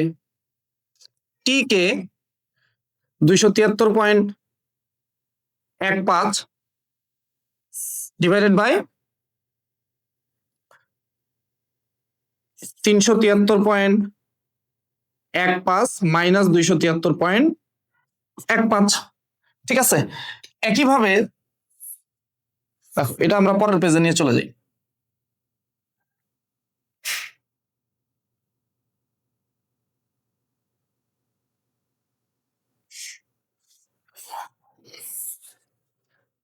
একইভাবে দেখো এই যে ফারেনহাইট টি এফ এক্স এর ভ্যালু যেটা থাকবে 32 আর এল এর ভ্যালু 212 -12। ঠিক আছে। তাহলে এই অনুপাতটা প্রত্যেকটা স্কেলের জন্য সমান হবে, প্রত্যেকটা স্কেলের জন্যই এই অনুপাতটা কি হবে? সমান। এটাই হচ্ছে আমাদের কিন্তু সেই কাঙ্ক্ষিত সম্পর্ক, সেলসিয়াস স্কেলের তাপমাত্রা, ফারেনহাইট স্কেলের তাপমাত্রা আর ক্যালভিন স্কেলের মধ্যে তাপমাত্রার মধ্যে যে সম্পর্ক। ঠিক আছে, এটাই হচ্ছে সেই সূত্র। তো এখান থেকে আমরা চাইলে মিনিমাইজ করতে পারি। এই যে টি সি নিচে থাকলো 100, টি কে ক্যালভিন স্কেলের তাপমাত্রা, যেটা ক্যালভিন স্কেলের যে তাপমাত্রাটা তুমি নির্ণয় করতেছো যে বস্তুর, ঠিক আছে, নির্ণীয় তাপমাত্রা 273.15 ডিভাইডেড বাই এটা বিয়োগ করলে কত হবে? 100। এরপর টি এফ 32, এটা হবে 180। এরপর চাইলে তুমি আরো মিনিমাইজ করতে পারো। দেখো 20 দিয়ে কাটাকাটি, এখানে 20 দিয়ে কাটলে 5, এখানে 20 দিয়ে কাটলে 5, এখানে 20 দিয়ে কাটলে 9, তাহলে এটা হবে T C divided by 5, T K 273.15 divided by 5, T F 32, 20 দিয়ে কাটলে 9। এইটাই হচ্ছে আমাদের সেই কাঙ্ক্ষিত সম্পর্ক, তাপমাত্রার বিভিন্ন স্কেলের মধ্যে সম্পর্ক। তোমাকে যদি সেলসিয়াস স্কেলে তাপমাত্রা দেই আর যদি বলি ক্যালভিন স্কেলে বের করো, তাহলে সূত্রের এই অংশটুকু ব্যবহার করবো, এটার দরকার নাই। সূত্রের এই অংশটুকু আমরা ব্যবহার করব। সেলসিয়াস স্কেলে তাপমাত্রা দেওয়া আছে, ক্যালভিনে কত হবে। আবার তোমাকে ক্যালভিনে দেওয়া আছে, বলছে ফারেনহাইটে কত, তাহলে এই অংশটুকু ব্যবহার করবা। এই যে ক্যালভিনে কত দেওয়া আছে বস্তুর তাপমাত্রা বসাবা, ফারেনহাইটে বের হবে। ঠিক আছে। তাহলে এই সম্পর্কটা দিয়ে আমরা কি করতে পারি? সেলসিয়াস স্কেলের তাপমাত্রাকে ক্যালভিন স্কেলের তাপমাত্রায় রূপান্তর করতে পারি, ক্যালভিন স্কেলের তাপমাত্রাকে ফারেনহাইট স্কেলের তাপমাত্রায় রূপান্তর করতে পারি। এখন এই যে 273.15 এটা প্রকৃত মান, তুমি হিসাবের সুবিধার জন্য এখানে 273 ইউজ করা যায়, কোনো সমস্যা নাই। ঠিক আছে। এখন আমরা একটা জিনিস চাইছিলাম, কি চাইছিলাম? আমরা আমাদের একটা থার্মোমিটার বানাবো, তো এবার আমি একটা কাজ করলাম, আমাদের এই থার্মোমিটারটা নিয়ে গিয়ে এই যে বরফ গলতেছে এইখানে রাখলাম, বরফ যে গলতেছে এইখানে রাখলাম। তাহলে দেখো তো, বরফ যে গলতেছে এইখানে যদি রাখি, তাহলে আমিও একটা সেম উচ্চতা পাবো না? পারদের উচ্চতাটা ঠিক এইখানেই কিন্তু আসবে, এই যে পারদের উচ্চতাটা ঠিক এইখানেই থাকবে। এমন না যে আমার থার্মোমিটারও কিন্তু এই যে এদের মতোই আকার, একদম সেম আকৃতির, পারদও আমি ঠিক এদের মতোই নিছি। যতটুকু এখানে এদের ভিতরে পারদ ছিল, এখানেও ঠিক একই পরিমাণ পারদই আছে। ঠিক আছে। তাহলে সেম উচ্চতায় থাকবে। তো এই তাপমাত্রাটাকে ধরো আমি ধরলাম, এটা হচ্ছে আমার স্কেলের নাম দেই, এটা হচ্ছে আলিফ স্কেল। ঠিক আছে, এটা হচ্ছে আলিফ স্কেল। তাহলে এত ডিগ্রি এ, নিম্ন স্থির বিন্দুটাকে ধরলাম 10 ডিগ্রি। এবার আমার এই থার্মোমিটারটাকে নিয়ে আমি ফুটন্ত পানির তাপমাত্রা পরিমাপ করলাম, এই ফুটন্ত পানির মধ্যে রাখছি। তাহলে ফুটন্ত পানির জন্য পারদের লেভেল এই থার্মোমিটারে যে উচ্চতায় উঠছিল আমার থার্মোমিটারেও ঠিক কিন্তু একই উচ্চতাতেই উঠবে। তো আমি আমার স্কেলের, আমার থার্মোমিটারের, আমার যে স্কেল তাপমাত্রা পরিমাপক স্কেল, এর জন্য আমি ঊর্ধ্ব স্থির বিন্দু ধরলাম ধরো 160 ডিগ্রি এ, আমার ঊর্ধ্ব স্থির বিন্দু আমি ধরছি। এবার আমি কি করছি, এটাকে নিয়ে এই যে এই পাত্রে নিয়ে আসছি, এই পাত্রে নিয়ে আসছি। তো এই পাত্রের জন্য আমার কিন্তু পারদের উচ্চতা সেম থাকবে, এদের এই থার্মোমিটার গুলোতে যেরকম ছিল আমারও কিন্তু একই, এখানেই আসবে পারদের উচ্চতা, এখানেই আসবে। তাহলে এইটা হচ্ছে এই যে টি এ। এখন দেখো এই স্কেল গুলোর ক্ষেত্রে যেরকম এল একই ছিল, আমার স্কেলেও কিন্তু এল একই, কারণ আমিও একই পরিমাণ পারদ নিচ্ছি, একই আকৃতির থার্মোমিটার নিচ্ছি, ঠিক আছে। তাহলে আমার জন্য এই যে 10 থেকে 160 পর্যন্ত, মানে নিম্ন স্থির বিন্দু থেকে ঊর্ধ্ব স্থির বিন্দু পর্যন্ত পারদ স্তম্ভের যে দৈর্ঘ্যের যে পরিবর্তন, পারদ স্তম্ভের উচ্চতার যে পরিবর্তন, এইটাও আমার জন্য এল, এইটুকুও কিন্তু আমার জন্য সেম এক্স, কারণ আমি ওই একই বস্তুগুলোরই টেম্পারেচারে আমার থার্মোমিটারটাকে নিয়ে গেছি। তাহলে আমার জন্যও কি হবে, এই অনুপাতটা কিন্তু একই হবে। তাহলে আমার স্কেলের জন্য দেখো, আমি যদি এই অনুপাতটা বসাই এখানে, তাহলে আমার স্কেলে দেখো টি এ নির্ণয় তাপমাত্রা, তাপমাত্রাটা আমি নির্ণয় করব। নিম্ন স্থির বিন্দু, এই যে এখানে দেখো নিম্ন স্থির বিন্দু, নিম্ন স্থির বিন্দু বসবে। তাহলে নিম্ন স্থির বিন্দু ধরছি আমরা 10 ডিভাইডেড বাই 160 মাইনাস 10, ঠিক আছে। তাহলে এটা হচ্ছে আমার স্কেল, আমার স্কেল কিন্তু আমার হয়ে গেল, ঠিক আছে। কিন্তু আমার স্কেল তো, ঠিক আছে, আন্তর্জাতিক কোন স্কেল না, আমার স্কেলকে কেউ স্বীকৃতি দেবে না, কিন্তু এটাই হচ্ছে আমাদের, ঠিক আছে, আলিফ স্কেল। এখন তুমি কি করতে পারো, সেলসিয়াস স্কেলে একটা তাপমাত্রাকে আলিফ স্কেলের তাপমাত্রায় কনভার্ট করতে পারবা এই সূত্র দিয়ে, ঠিক আছে। কিন্তু এটা স্বীকৃত কোনো স্কেল হইল না, ঠিক আছে। তো এইটা হচ্ছে আমাদের তাপমাত্রা পরিমাপক বিভিন্ন স্কেলের মধ্যে সম্পর্ক। আশা করি তোমরা সবাই বুঝতে পারছো। কেউ যদি এই ঘটনাটা না বোঝে আসলে কি করলাম, আরেকবার দেখো, বুঝতে পারবা। আমাদের আসলে দরকার হচ্ছে সম্পর্কটুকু, দরকার কি সম্পর্কটুকু, কিন্তু এইটা শিখলে আসলে মজা লাগবে। তুমিও বাসায় তোমার একটা স্কেল তৈরি করে ফেলতে পারো, তুমিও বাসায় তোমার একটা স্কেল তৈরি করতে পারো, তোমার নামে তোমার একটা স্কেল তৈরি করে ফেলবা, ঠিক আছে। আচ্ছা দেখো, এবার শেষ করব আজকে। তো শেষ করার আগে আমরা একটু এই যে নিম্ন স্থির বিন্দু বলতে আসলে কি বুঝি এটা একটু এখানে লিখে দেই। যে নিম্ন স্থির বিন্দু বা যেটাকে আমরা বরফ বিন্দু বললাম, নিম্ন স্থির বিন্দু বা বরফ বিন্দু আসলে কি, তাহলে প্রমাণ চাপ, প্রমাণ চাপে চাপ চেঞ্জ হয়ে গেলে কিন্তু এগুলো চেঞ্জ হয়, আমরা প্রমাণ চাপ পড়বো। প্রমাণ চাপে যে তাপমাত্রায় বরফ গলতে শুরু করে, গলতে শুরু করে, এই তাপমাত্রাটাকে আমরা ধরি হচ্ছে নিম্ন স্থির বিন্দু। গলতে শুরু করে তাকে বরফ বিন্দু বা নিম্ন স্থির বিন্দু, আমি বরফ বিন্দু লিখে দিলাম, বরফ বিন্দু বলে বা নিম্ন স্থির বিন্দু বলে। ঊর্ধ্ব স্থির বিন্দু কি, ঊর্ধ্ব স্থির বিন্দু প্রমাণ চাপে, প্রমাণ চাপে যে তাপমাত্রায়, যে তাপমাত্রায় পানি ফুটতে শুরু করে, বিশুদ্ধ পানি ফুটতে শুরু করে, ফুটতে শুরু করে, সেই তাপমাত্রাকে, তাকে আমরা স্টিম বিন্দু বা ঊর্ধ্ব স্থির বিন্দু বলে, স্টিম বিন্দু বা ঊর্ধ্ব স্থির বিন্দু বলে। আরেকটা ব্যাপার হচ্ছে মৌলিক ব্যবধান, এই যে তাপমাত্রা পরিমাপক স্কেলগুলোর মৌলিক ব্যবধান, মৌলিক ব্যবধান, তাপমাত্রা পরিমাপক স্কেলগুলো মৌলিক ব্যবধান। তাহলে তাপমাত্রা পরিমাপক স্কেলগুলোর, এই যে তাপমাত্রা পরিমাপক স্কেলের ঊর্ধ্ব স্থির বিন্দু, ঊর্ধ্ব স্থির বিন্দু বা স্টিম বিন্দু ও নিম্ন স্থির বিন্দুর পার্থক্য, নিম্ন স্থির বিন্দুর পার্থক্যকে মৌলিক ব্যবধান বলা হয়, পার্থক্যকে মৌলিক ব্যবধান বলে, মৌলিক ব্যবধান বলে। এখন তোমাকে যদি আমি জিজ্ঞেস করি তাহলে সেলসিয়াস স্কেলে মৌলিক ব্যবধান কত, দেখো এই যে ঊর্ধ্ব স্থির বিন্দু নিম্ন স্থির বিন্দু বিয়োগ করলে কত, 100। কেলভিন স্কেলে মৌলিক ব্যবধান কত, 373.15 ঊর্ধ্ব স্থির বিন্দু, 273.15 নিম্ন স্থির বিন্দু বিয়োগ করলে 100। 212 ফারেনহাইট স্কেলে নিম্ন স্থির বিন্দু হচ্ছে 32, বিয়োগ করলে 180। তাহলে আমার স্কেলে কত? আমার স্কেলে হচ্ছে 150। এই যে ঊর্ধ্ব স্থির বিন্দু 160, নিম্ন স্থির বিন্দু 10, বিয়োগ করলে কত? 150 হচ্ছে মৌলিক ব্যবধান।